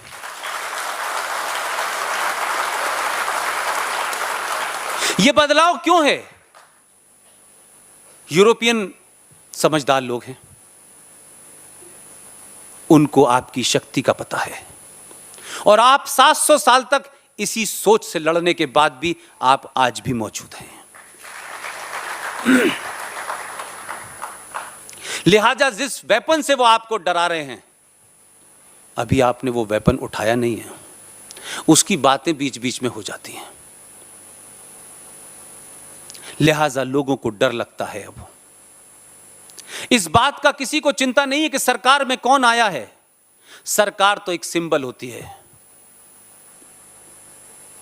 लोगों को डर यह लग रहा है कि जो ईवीएम हैकिंग करके सत्ता में आते थे, इस बार तो इसने इस देश की मेजॉरिटी का दिल ही हैक कर लिया है। लिहाजा संकट यह है कि दिल में हैक करने के बाद लंबे समय तक बसता है आदमी, रोज रोज नहीं बदलता, और रोज रोज आप अपने दिल में किसी को नहीं बसाते। तो डर यह है कि अगर यही समाज खड़ा हो गया और इसे अपने गौरवशाली इतिहास का पता लग गया, इसके अंदर पुरुषार्थ जाग गया, तो फिर हमारा रास्ता नहीं मिलेगा कि हम किस किस रास्ते से भागें। लिहाजा जितनी ताकत से राष्ट्रवादी ताकतें मजबूत होकर खड़ी हो रही हैं, अपने बल पे खड़ी हो रही हैं, किसी झूठ किसी फरेब पे नहीं खड़ी हो रही, उतनी ही ताकत से आप पे हमला हो रहा है। और उतनी ही ताकत से बेहयाई बताई जा रही है। गरीब समाज, इस देश का गरीब गुरबा अगर कोई बात कहे तो उसको मैं बुरा इसलिए नहीं मानता कि उस बेचारे के पास कोई तथ्य नहीं है, वो भावुक आदमी है, वो 2 वक्त की अपनी रोटी की वजह से लड़ रहा है। लेकिन इस देश में कमाल की बात है, आप सब ने मुझसे ज्यादा टेलीविजन देखा होगा, मुझसे ज्यादा आप पढ़ते होंगे। इस देश में एक राज्य है जिस राज्य के अंदर शिक्षा का बड़ा रिनासा हुआ, बड़े बड़े स्कॉलर वहां से पैदा होते थे। अब वहां पर बगदादी पैदा हो रहे हैं। और उसी प्रदेश के लोगों में जो देश के 70 में एक कम 69 फ्रॉडों ने चिट्ठी लिखी है प्रधानमंत्री को, उस राज्य के सबसे ज्यादा लोग हैं जहां जय श्री राम कहने पे सजा हो रही है, जहां एक शख्स को इसलिए मारा जा रहा है कि वो कह रहा है मैं जय श्री राम कहूंगा, उससे कहा जा रहा नहीं जय ममता कहो। इस देश में बंगाल के सबसे ज्यादा लोग हैं जिन्होंने प्रधानमंत्री को चिट्ठी लिखी है कि इस देश में लिंचिंग बढ़ रही है। बड़े बड़े फिल्मकार हैं, कुछ अवार्ड लिए थे वापस करने के लिए, वापस हो गए। अब पहले ही 2014 में वापस कर दें, दोबारा मिले नहीं, तो अब क्या करें? अब चिट्ठी लिख रहे हैं। अब चिट्ठी लिखने में हुआ क्या है? यानी बंगाल के लोगों की उन 69 लोगों में सबसे ज्यादा गिनती है। जिस बंगाल के अंदर मालदा हो रहा हो, जिस बंगाल के अंदर लूटपाट मची हो, जिस बंगाल के अंदर हिंदुओं को नाम लेके मारा जा रहा हो, जिस बंगाल में 2.5 लाख मुसलमानों का जुलूस निकलता हो और उस जुलूस में नारे लगाए जाते हो, आर्यन वापस जाओ, रोहिंग्या मुसलमान हमारे भाई हैं, जहां एक विचारधारा की वजह से, जहां एक धर्म की वजह से आपके साथ अन्याय हो रहा हो, सरकार कर रही हो, व्यवस्था कर रही हो, उस जगह उन्हें इंटॉलरेंस और लिंचिंग नजर नहीं आ रही। उनको कहां नजर आती है? उनको लिंचिंग अंसारी में नजर आती है। उनका सेलेक्टिव लेटर, दिल्ली में एक घर के अंदर कुछ 2 बच्चे अपने पिताजी के साथ टेनिस बॉल से क्रिकेट खेल रहे थे। इस घटना को मैं इसलिए जिक्र कर रहा हूं कि लोगों का लेवल देखिए, झूठ और मक्कारी इस देश में देखिए, इंटेलेक्चुअल्स की क्या है, जो फिल्म के नाम पे, पेंटर के नाम पे, एक्टिंग के नाम पे, विद्वान के नाम पे अलग अलग अवार्डों से नवाजे गए हैं, उन्होंने क्या किया है? 2 बच्चे अपने पिता के साथ टेनिस बॉल से क्रिकेट खेल रहे थे। शॉट लगा, घर के दरवाजे से बाहर बॉल निकल के सड़क पे एक शांति प्रिय धर्म के आदमी की पैंट पे लग गई जाके। वो इतना नागवार गुजरा कि 4-5 लोग आए और डॉक्टर नारंग के टुकड़े कर दिए। दोनों बच्चे खड़े होकर देखते रहे। न कोई नेता, न कोई सेकुलर, न एक्सट्रीम लेफ्टिस्ट, कोई उनके घर नहीं गया पूछने। एक लड़का जो म्यूजिक बजाता था, जिसका कोई पॉलिटिकल एलिनेशन नहीं था, उसको इश्क हो गया एक मुसलमान लड़की से, और मुसलमान लड़की उसके अफेयर में she was so deeply involve कि उसने अपने मां बाप के सामने कहा कि मैं अंकित सक्सेना से प्यार करती हूं, उसे शादी करने के लिए जा रही हूं। बहादुर लड़की थी वो। लड़की अपने घर से डेस्टिनेशन तक जब तक पहुंचती, उसके बाप ने और उसके बेटों ने अंकित सक्सेना को दिल्ली के बीच में मर्डर कर दिया, खुलेआम। और ये नई दिल्ली की बात है, ये किसी गली कूचे की बात नहीं है, ये बिहार की किसी गली या उत्तर प्रदेश की बात नहीं है जिसे लोग झूठ कह के मतला दें। और आखिरी घटना है अभी, एक बुजुर्ग बाप अपनी जवान लड़की को हॉस्पिटल से दवा दिला के लौट रहा था। वो बीमार थी, बुरी हालत में थी, उसको कुछ लोग छेड़ रहे थे। उसने कुछ नहीं, उसने ये कहा मेरी बेटी बीमार है। उसने यहां तक कहा, किसी ने दुपट्टा खींचा, उसने कहा मेरी बेटी बीमार है भाई, मुझे क्यों कर रहे हो ऐसा? आप सोचिए, पागलपन की और अली के हत्यारों का और उनके मानने वालों का चरित्र देखिए। उस बाप की भी हत्या कर दी, उसके बेटे बचाने आए उनको भी हत्या कर दी। लेकिन किसी ने चिट्ठी नहीं लिखी कि ये इंटॉलरेंस बढ़ गया है, ये लिंचिंग हो गई है, ये सेलेक्टिव मक्कारी है, ये फ्रॉड है इस देश के अंदर। आपको बोलना होगा। यह जरूरी नहीं है कि आपके शहर में किसी एक जवान लड़के को अगर आप पत्थरों से मार देंगे तो आप रिएक्ट नहीं करेंगे। मुझे तो आज ही पता चला, ये बात उतरते ही मुझे पता चली। आप यकीन मानिए मेरी सारी स्पीचेस में यह शामिल रहेगा। आप अपनी बात तो कहिए भाई, बताइए तो। जो समाज 700 साल अपनी टॉलरेंस के कारण गुलाम रहा, जिस समाज ने अपने धार्मिक भजनों में किसी का विश्वास जीतने के लिए परिवर्तन कर लिया, जिस समाज के मंदिरों में इफ्तार देने लगे कि शायद इससे ये खुश हो जाएं, लेकिन उनकी खुशी पूरी नहीं हो रही है। अब किस चीज से हो रही है? अब ना तो कोई इफ्तार दे रहा, न बुला रहा, और जो बुला रहे थे वो अब फतवा लेने भी नहीं जा रहे, वो अब शिव मंदिर जा रहे हैं। तो जब जब आप कोई ताकतवर मैसेज देंगे तो जो लोग इस देश के खिलाफ हैं, इस देश के गद्दार हैं, वो किसी भी रूप में हो सकते हैं, वो किसी व्यक्ति विशेष या धर्म विशेष के लोग नहीं हैं, लेकिन जिनकी किताब यह कहती है कि हम नेशन स्टेट में बिलीव नहीं करते, इस्लाम राष्ट्र के अंदर यकीन नहीं करता,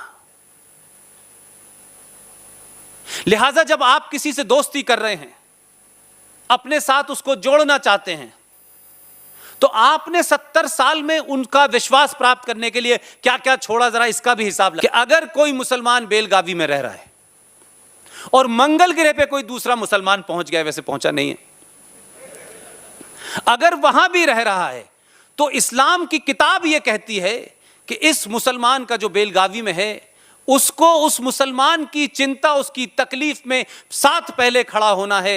ये जो यहां लोग रह रहे हैं, इनके साथ नहीं खड़ा होना। पूरी दुनिया में जहां भी मुसलमान है, उसकी जिम्मेदारी उसके प्रति है। इसीलिए इस देश में महान सरकारों ने, महान एक्स्ट्रा सेकुलर सरकारों ने एक शब्द कॉइन कर लिया, सेकुलरिज्म।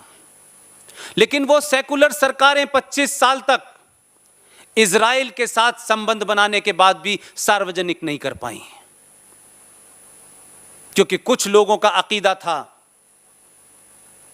कि यहूदियों को हम माफ नहीं करेंगे, और हमारी किताब कहती है माफ नहीं करेंगे, लिहाजा भारत की सरकार को भी यही करना चाहिए, और आपकी बौनी सरकारों ने यह किया। लिहाजा इजराइल की गोली से अगर कोई फलस्तीनी मरता है तो हिंदुस्तान में हंगामा हो जाता है, जुलूस निकला जाता है। भारत का प्रधानमंत्री फलस्तीन के साथ संबंध जरूर रखे। यह बात अलग है कि हम एक प्रधानमंत्री तो बहन बन गई थी, वो भी धर्म निभाया, लेकिन जो उनके भाई थे उन्होंने आके बताया नहीं कि इस हिंदुस्तान में और पाकिस्तान में और बांग्लादेश के इस खित्ते में इस्लाम के नाम पे जो फ्रॉड हो रहा है उसको भी तो बताओ भाई। अब क्योंकि आपने थोड़ा सा हल्का सा कुरान पढ़ लिया है, अभी तो अभी एक आधी चैप्टर पढ़ा है,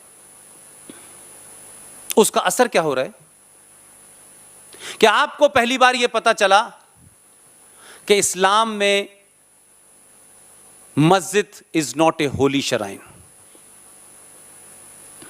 इस्लाम में मस्जिद का कोई पवित्र मतलब नहीं है।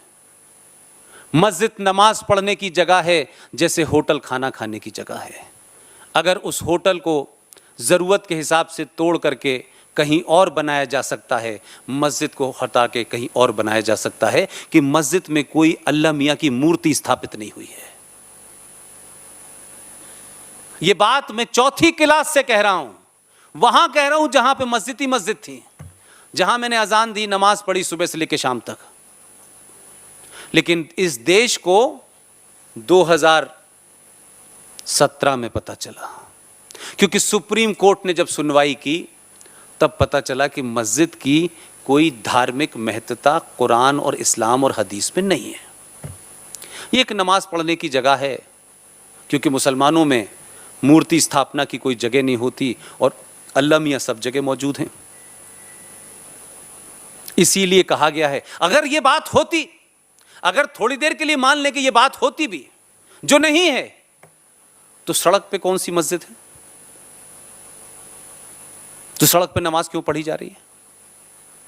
मस्जिद में यह तो माना जा सकता है कि साफ सफाई की जगह, चलिए पढ़ लीजिए नमाज, लेकिन सड़क पे तो थोड़ी देर बाद पहले वो जानवर गया जिसे आपके नाम लेने से आपका मजहब खराब हो जाता है, वही नमाज पढ़ रहे हैं। ये जो सड़कों पे नमाज पढ़ने की मानसिकता है, ये इस्लाम में नहीं है, इस्लाम इसके खिलाफ है। ये इसलिए पढ़ी जा रही है कि जैसे जैसे आपको उनके बारे में पता चल रहा है, जैसे जैसे आप डिबेट कर रहे हैं, जैसे जैसे किताब के पन्नों को आप पलट रहे हैं, उनको पता लग रहा है यार इनको जल्दी हकीकत पता चल गई। तो हमने जो कहा है कि यौम क़यामत नज़दीक है, कहीं ऐसा ना हो यहीं से शुरुआत हो जाए। लिहाजा पूरी ताकत से डराओ और हर बात को इस्लाम के नाम पे डराओ। और झूठ और मक्कारी और फरेब, दो चीज़ों से मुझे बड़ा अजीब व गरीब लगता है। यह सवाल आप अपने उस मुसलमान भाई से बैठ के पूछिए जो आपसे कहता है कि दीपावली में राम और रमज़ान में अली, मोहम्मद अली, भाईचारा, गंगा जमुना। उनसे ज़रा प्यार से बैठ के समझाओ, उनको पूछिए उनसे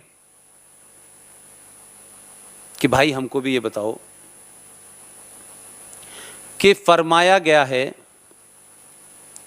कि नमाज वहां पढ़ो जहां किसी को ऑब्जेक्शन न हो। अगर किसी ऐसी जगह नमाज पढ़ते हो और उस नमाज पढ़ने की जगह पे चाहे तुम्हारे मजहब का हो या गैर मजहब का हो, अगर उसको डॉट बराबर भी ऑब्जेक्शन है, तुम्हारी नमाज में कबूल ही नहीं करूंगा। लेकिन भारत के अंदर इस्लाम का जो असली एजेंडा है, जिसे छुपाया गया है, इस्लाम कोई धर्म के नाम से फैलाया जरूर जा रहा हो, कुछ इधर से कुछ उधर से उठा करके जोड़ जरूर लिया गया हो। Islam is not a religion, it is a political ideology, nothing more than that. लेकिन हम पॉलिटिकल आइडियोलॉजी में जीत नहीं सकते, इसलिए उसको धर्म के नाम से डराओ और इतना ज्यादा उसको कॉम्प्लिकेट करके रखो कि सच किसी को पता ना चले। मस्जिदों से डराया गया। सऊदी अरब जहां मक्का है, जहां मोहम्मद साहब थे, उस जगह जहां मोहम्मद साहब ने नमाज पढ़ी वो तो कब की तोड़ के समतल हो गई। पूछा नहीं किसी ने ऑब्जेक्शन नहीं किया कि मोहम्मद साहब जहां पढ़ रहे थे, जब वही जगह नहीं बची तो फिर बाबरी मस्जिद पे किस लिए जान दे रहे हो? बाबरी मस्जिद धार्मिक इशू नहीं है। बाबरी मस्जिद, मथुरा और काशी, ये तीन चीजें सिर्फ इस बात के लिए लड़ी जा रही हैं कि जो काम 700 साल में लुटेरों ने, बलात्कारियों ने, प्लंडर्स ने इस देश में आपके राज करने के लिए आप सदियों तक जलील रहे, आपके मंदिरों को तोड़ा और ऊपर की गुम्बद बना दी, बाकी ऐसा ही है। सिर्फ इसलिए वो मौजूद रहें ताकि आप जीवन भर कुंठा में रहें। लिहाजा आपको इस्लाम के नाम से डराइए कि बाबरी मस्जिद शहीद हो गई। इंसान शहीद होते थे, पत्थर कब से हुए पता नहीं। और ये वो लोग कह रहे हैं जिनका पत्थर में यकीन नहीं है, लेकिन ये नहीं बताते कि वो जो चौकोर काले रंग का कमरा है उसमें क्या रखा है। जरा एक बार उसके बारे में भी तो बता दो, दिल खोल के बताओ कि उसमें मोहम्मद साहब का कुरान शरीफ रखा हुआ है। और वो क्या पत्थर है जिसे कुछ लोग उठा के ले गए थे, तो 11 साल तक हज नहीं हुआ था। और कुछ लोगों को लगा ये पत्थर हम अपने यहाँ जाके लगा लेंगे, लिहाजा तो हमारे यहाँ हज होने लगेगा। जब वहाँ लेके गए तो हज करने कोई आने वाला नहीं था, वही इसको वापस ले आए वो लोग, फिर हज शुरू होना। हज कमाई का धंधा है, धार्मिक एजेंडा नहीं है। और आप सच बोलिए ना, बार बार लोग कहते हैं कि देखिए साहब, इस्लाम के आने से पहले तो जहालत थी, कुछ था ही नहीं। गुप्ता डायनेस्टी का टाइम क्या है? वो तो इस्लाम से पहले का है। रिचेस्ट, मैं गलत कह रहा हूं? गुप्ता डायनेस्टी मोहम्मद साहब से पहले थी या बाद में थी? और कैसी थी? यह बात अलग है कि जहां वो रहे होंगे उस कबीलाई जिंदगी में जहालत होगी, उसमें लोग ऐसी सोचते होंगे जो हो रहा है, उसके अंदर जायज होगा। 54 साल का आदमी 6 साल की लड़की से शादी करे, हो सकता है, उसमें जायज होगा। लेकिन यह मत कहिए कि दुनिया को हमने रोशनी दी और जिस धरती पे हम रह रहे हैं यह चपटी है। जमीन चपटी नहीं है, तुम्हारी खोपड़ी चपटी है। इसलिए किसी साइंटिफिक बात को भी सच मानने को तैयार नहीं हो। अरे जो साइंस प्रूफ कर चुकी है उसको तो मानो। और हमारा संकट क्या है कि हम अभी तक अपने लोगों को यह नहीं बता पाए कि हम सुबह उठते हैं बिस्तर से और धरती को क्यों नमस्कार करते हैं छू करके, हम सूरज की तरफ हाथ जोड़ते क्यों हैं, हम तुलसी को पानी क्यों देते हैं, हम पीपल को क्यों पूछते हैं, यह हम भी नहीं बता पाए। यह हमारी गलती है।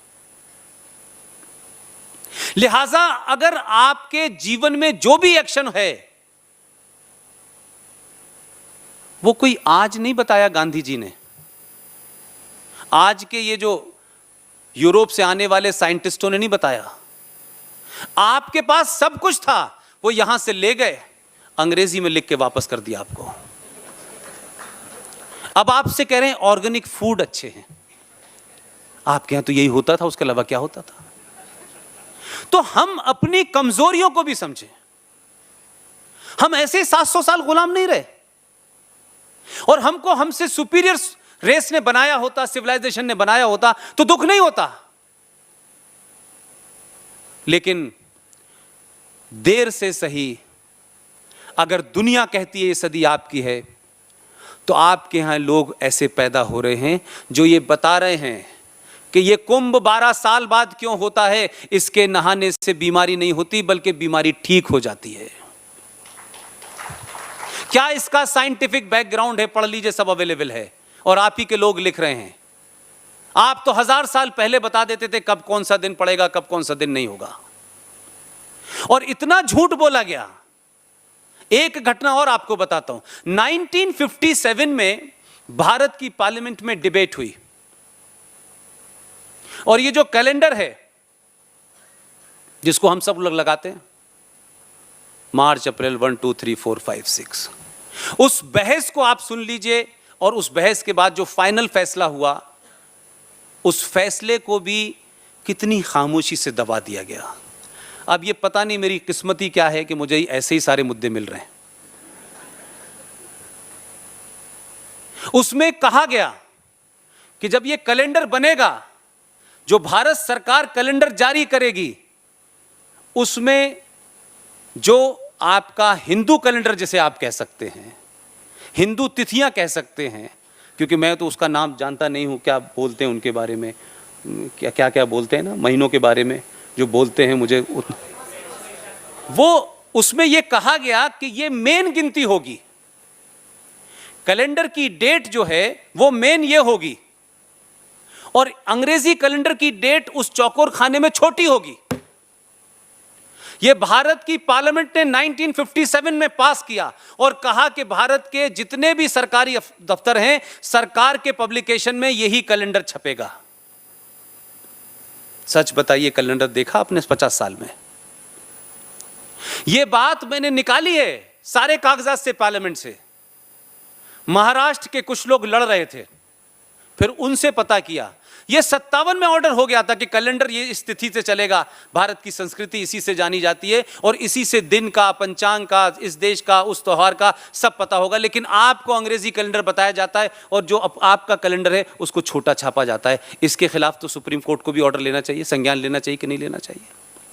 भारत में बैठे हुए लोगों को इस बात का संज्ञान लेना चाहिए कि नहीं लेना चाहिए भाई, कि जो बात आपकी इस पार्लियामेंट ने अच्छी बुरी जो भी थी 57 में, जिस कारण से भी था, उसने अगर ये फाइल पास किया था तो पार्लियामेंट ने पास की हुई चीज के विपरीत उल्टा काम क्यों हो रहा है। लेकिन हमको चिंता नहीं है, वो आपको बताना नहीं चाहते, क्योंकि आप उस अंग्रेजी में फंसे रहे जिन अंग्रेजों ने पावर ट्रांसफर की थी आपको। क्योंकि पावर ट्रांसफर करने से जो कलेक्टर थे वो चले गए, जो कंडक्टर थे उन्हें बिठा गए। और हुआ क्या है, एक और जघन बताता हूं बात आपको, यह तो आपको पूछना चाहिए। आर्टिकल 35A के बारे में उसकी क्या क्लॉजेस हैं वे बता करके मैं जिस नई मुहिम पे निकला हुआ हूं वो मैं आपके सामने रखूंगा। सन 1944 की डेट जम्मू कश्मीर के संविधान में इसलिए रखी गई कि उस वक्त के शातिर एंटी हिंदू महान लोग कश्मीर के, जो कश्मीरियत, जमहूरियत और इंसानियत की बात करते हैं, इसलिए रखी गई कि 1940 में पाकिस्तान बनने का रेजोल्यूशन लाहौर में पास हो चुका था। जो समझदार लोग थे, क्योंकि सियालकोट से ट्रेन सिर्फ जम्मू तक आया करती थी, जो समझदार थे कि अब पाकिस्तान बनेगा, कब बनेगा ये पता नहीं, लेकिन बनेगा इतना उनको यकीन हो गया था, तो उन्होंने भारत की तरफ रुख करना शुरू किया। जो मानसिकता आज हमारे समाज की है वो 1944 में भी थी। हम सिचुएशन को न भांपते हैं और न उसको एंटिसिपेट करते हैं, जब तक खतरा घर पे दरवाजे पे नॉक ना करते तब रिएक्ट करते हैं, तब बहुत देर हो चुकी होती है। 1944 में जब पाकिस्तान में गड़बड़ होने लगी, 1935 में लाहौर में जाइए, क्योंकि लाहौर बागा बॉर्डर से क्रॉस करते करते कोई 300-400 बार जा चुका हूं। लाहौर में जाकर के लाइब्रेरी में पढ़िए, कुछ चीजें जला दी गई वो बात अलग है, लेकिन जलाने के लिए भी अकल चाहिए कि क्या लिखा है तब जलाएंगे। कुछ चीजें ये सोच के जलाएं ये बहुत अच्छी हैं, लेकिन वो मेरे काम की थी। लाहौर में 1935 में लोग कहा करते थे कि ऐसा होने वाला है। महान हिंदू संस्कृति के लोग कहते थे, क्या पागलपने की बातें तुम लोग कर रहे हो यार, हम सदियों से साथ रह रहे हैं, हमारा रोटी बोटी का रिश्ता है। 35 में जो बात कह रहे थे लोग, चिल्ला चिल्ला के कह रहे थे, आज भी कह रहे हैं, मुझसे पहले भी बहुत लोग कह रहे हैं और बड़े बड़े संगठन ये बात कह रहे हैं, लेकिन हमें उस वक्त तक समझ नहीं आती जब तक दरवाजे की घंटी न बज जाए। 35 में जो लोग कह रहे थे 44 में इस लायक नहीं बचे, और जब भागना शुरू किया उन्होंने, उसमें डोगरा थे, उसमें हिंदू थे, उसमें सिख थे, उसमें जैन थे, बहुत सारे लोग थे। वो भागे 1944 के बाद जब वो आना शुरू हुए, 99 नहीं 110% वो सब हिंदू थे। मात्र 5600 परिवार 1944 से लेकर के 1947, 48, 49 तक भारत आए। लेकिन मैं ये बात इसलिए कह रहा हूं कि आप ये मत कहिएगा कि आज के कश्मीरी लीडर मक्कार हैं। ये महामक्कार थे इनके मां बाप, इनके पूर्वज उनसे भी ज्यादा खतरनाक थे। जब देश में हाहाकार मचा हुआ था, लोगों को यह नहीं पता था कि हम कहां हैं कहां नहीं हैं, किसी को यह लेकिन उस वक्त भी कुछ शातिर लोगों की निगाहें इस बात पर लगी हुई थी कि 1944 के बाद आने वाले कौन लोग हैं और वो कहां सेटल हो रहे हैं। उस वक्त वो बड़े विजनरी लोग थे। मात्र 5600 परिवार आए थे, वो जम्मू कश्मीर में आकर के रहने लगे। तो आपने 44 की डेट इसलिए तय की कि हम कश्मीर की नागरिकता देने का अधिकार रखते हुए हम उन लोगों को नागरिकता से वंचित कर दें। उनकी 7 पीढ़ी हैं, 7,50,000 लोग दुनिया के सबसे बड़े लोकतंत्र में 70 साल से अपना वोट नहीं डाल सकते, क्योंकि वो उस राज्य के नागरिक नहीं है। उस राज्य में न जमीन खरीद सकते हैं, न नौकरी कर सकते हैं, न राज्य की किसी योजना का फायदा उठा सकते हैं। वो कीड़े मकोड़ों की तरह पिछले 70 साल से जम्मू की सड़कों के किनारे रह रहे हैं। हमारे देश ने कभी इसकी चिंता नहीं की। हम लोगों ने कोई धरना प्रदर्शन नहीं निकाला। यह मैं इसलिए कह रहा हूं कि इस देश के अंदर किसकी सहमति से 5 करोड़ बांग्लादेशी मुसलमान आए, स्थापित हो गए। अब आप उनको निकालने की स्थिति में नहीं है। सुप्रीम कोर्ट भाषण दे रहा है कि आप उनको निकालिए, डिटेक्ट करिए। अभी वो गए नहीं थे। पर्ची, आई नो दैट, ये मेरे साथ बहुत होता है।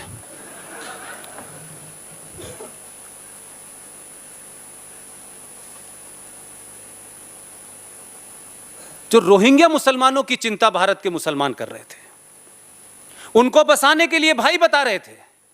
और क्या चरित्र है, एक तरफ तो रोहिंग्या को बसाने के लिए इस देश पे दबाव बनाया जा रहा है, और सुप्रीम कोर्ट तो अति एक्सट्रीम महान है भाई।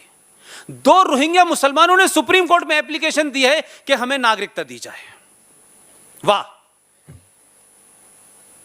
जो हमारे देश के लोग हैं वो सुप्रीम कोर्ट में कोई एप्लीकेशन नहीं दे रहे, लेकिन महान है कश्मीर के लोग और मक्कार और मुनाफिक और एंटी हिंदू और एंटी इंडिया लोग, कि वो क्या कहते हैं कि आर्टिकल 35 है, भारत के किसी भी नागरिक को, वो हिंदू हो मुसलमान हो, उसको वहां जाने के बसने के लिए नागरिकता चाहिए, और उसके लिए जिहादियों की जो सरकार है वो तय करेगी। लेकिन आप उसी जम्मू कश्मीर में देखिए, 2008 से लेकर 2019 तक 98,000 बर्मा से भागे हुए रोहिंग्या मुसलमान कश्मीर में आ गए हैं। उनके पास आधार भी है, बिजली का कार्ड भी है, राशन कार्ड भी है, वो सब्सिडी भी ले रहे हैं। आप बताइए, और उसके बाद भी आप कह रहे हैं कि कश्मीर जो है भारत का अभिन्न अंग है।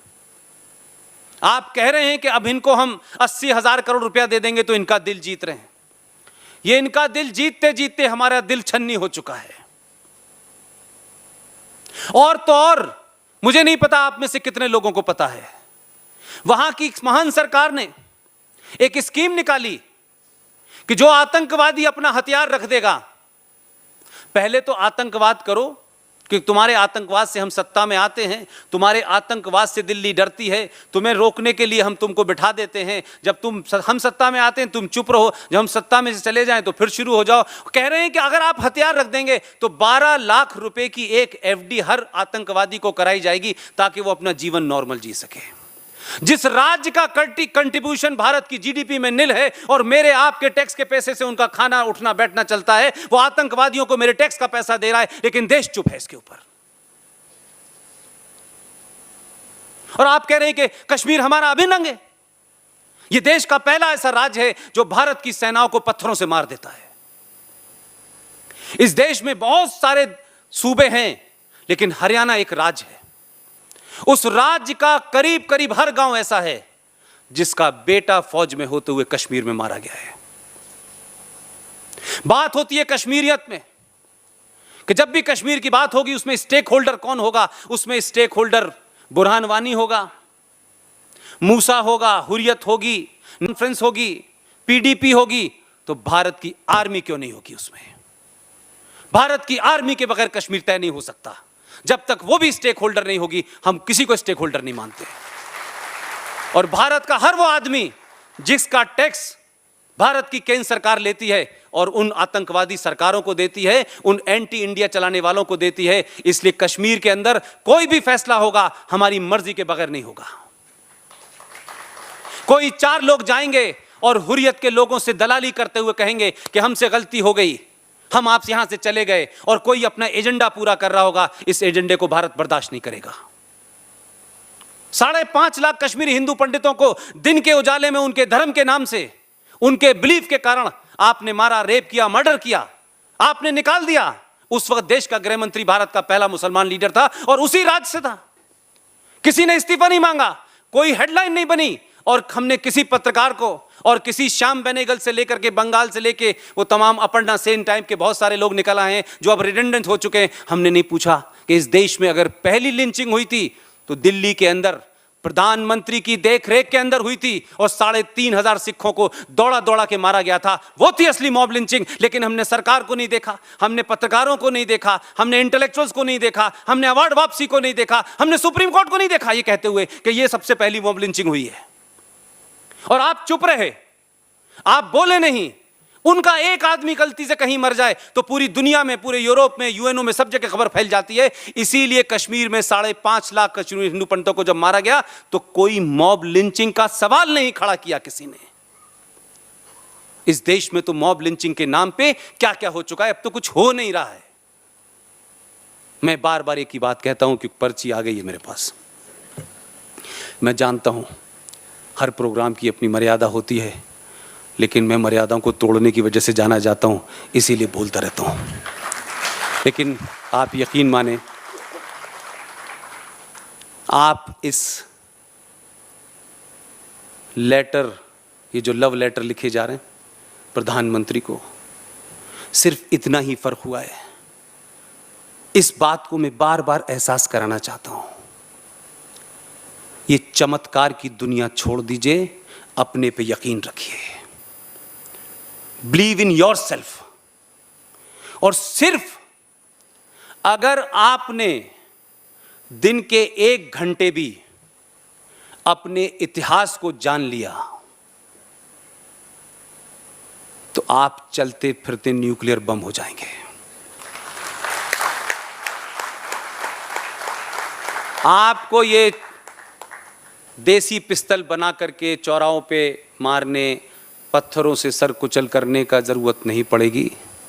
एक बार अपनी ताकत का एहसास कीजिए, अपने लिए कीजिए, अपने राष्ट्र के लिए कीजिए, और जिन कारणों से आप 700 साल गुलाम रहे उनको दोबारा हावी मत होने दीजिएगा। बड़ी मुश्किल से किसी कारणों से कोई घटना घटती है और एक ऐसा समय आता है जब हजारों चीजें एक ही बार में समाप्त हो जाती हैं। कोई अगर मगर नहीं करता है, वो घड़ी आ गई है। इसको बनाए रखिए।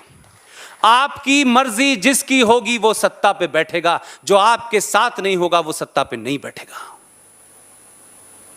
अपने पे पूरा भरोसा रखिए, अपने इतिहास पे गौरव कीजिए, अपने पूर्वजों को समझिए, अपनी संस्कृति को समझिए। जिस भगवान को पूजते हैं, जिस देवी को पूजते हैं, किसी भी रूप में पूजते हैं, जब वो देवी फरसा लेके खड़ी है, तलवार लेके खड़ी है, तो आप तो उसके बंदे हैं। आपके पास जेब में एक नेल कटर तो होना चाहिए। मैं फिर बताता हूं, आदर्शवाद ठीक है, लेकिन ये समाज आदर्श नहीं है। अगर इसी आदर्श के चलते सेना ये आदर्श इख्तियार कर ले बॉर्डर पे, आइए, तो फिर बुलाएगी, आइए आइए आइए, हमारी गर्दन काट के ले जाइए, हम तो महान लोग हैं। आप भी इसी तरीके से अपने आदर्शवाद को जिंदा रखिए, लेकिन जिस हथियार से दुश्मन को मारा जा सकता है वो आपके पास भी होना चाहिए। मैंने किसी से आज तक एक बात नहीं कही, फिर वाजे करता हूं, दुनिया में लड़ाई हथियारों से नहीं जीती जाती है, दुनिया में लड़ाई यहां से जीती जाती है। आप यहां से गुलाम हो गए थे, आपने मान लिया था कि हम ऐसे ही रहेंगे। एक मूवमेंट आया हिस्ट्री में, आपने सब उतार के फेंक दिया। अब सवाल यह हो गया है कि अब हमारे ऊपर कोई हमला करेगा तभी हम हमला करेंगे। बालाकोट में यह करके आपने कहा अब हमारे ऊपर जो नहीं करेगा उसके ऊपर भी करेंगे। आप लोगों ने मेरी बातचीत को सुना, इतने धैर्य के साथ सुना। काश अगर ये पर्ची नहीं आती तो मैं शायद चुप नहीं होता, क्योंकि मेरे अंदर भी 30-32 साल का गुस्सा है और अपनी आंखों के सामने एक ऐसी महान संस्कृति को जिसमें विवेकानंद जी पैदा हुए हों। और सोचिए कि बंगाल से एक आदमी चल के यहाँ भी आता है, अलवर भी जाता है। हमने ऐसे ऐसे लोगों को, ऐसे महान लोगों के बारे में पढ़ना छोड़ दिया और बौनों के बारे में पढ़ रहे हैं। लिहाजा जो पढ़ रहे हैं वही अपने बच्चों को सिखा रहे हैं। आज यहाँ जो भी युवा बैठा हो, और तमाम बुजुर्गों से मेरी आखिरी रिक्वेस्ट है, मैं बात खत्म कर देता हूँ। आज के युवा पे पूरा यकीन रखिए, पूरा यकीन रखिए, सिर्फ उसको अपने बड़े होने और अपने बहुत विद्वान होने का बार बार एहसास मत कराइए। जो माएँ यहां बैठी हुई हैं वो अपनी बेटियों से दोस्ती करें। जो बाप यहां बैठे हैं वो अपने लड़के के साथ दोस्त की तरह व्यवहार करें और उसको सही बात बता दें। ये पूरा मूवमेंट जो देश में चल रहा है कि लोग 20 साल का लड़का 64 साल के आदमी को अपना दोस्त मान रहा है और 66 साल के जवान को रिजेक्ट कर रहा है, इसका कोई कारण होगा। इसलिए उससे बात करिए, उसकी जबान में करिए, उतनी ही करिए। बहुत लंबे लंबे पुराणों की बात करने की जरूरत नहीं है। उसका फर्स्ट स्टेज है। उस युवा से ज्यादा कोई राष्ट्रवादी नहीं है आज की डेट में। सिर्फ उसके साथ में आपका बिहेवियर बड़े छोटे का नहीं होना चाहिए। उस बच्ची के साथ में जो बड़ी हो रही है उसमें भी बहुत से बदलाव आ रहे हैं, वो भी समाज में है, उससे बात तो करिए, उसके दिल की बात तो जानिए। आप नहीं जानेंगे, कोई मिसगाइड करके उसकी बल की बात जान लेगा, फिर उसको एक्सप्लॉइट करेगा। अपने मन की बात जानिए। बहुत बहुत शुक्रिया, थैंक यू वेरी मच।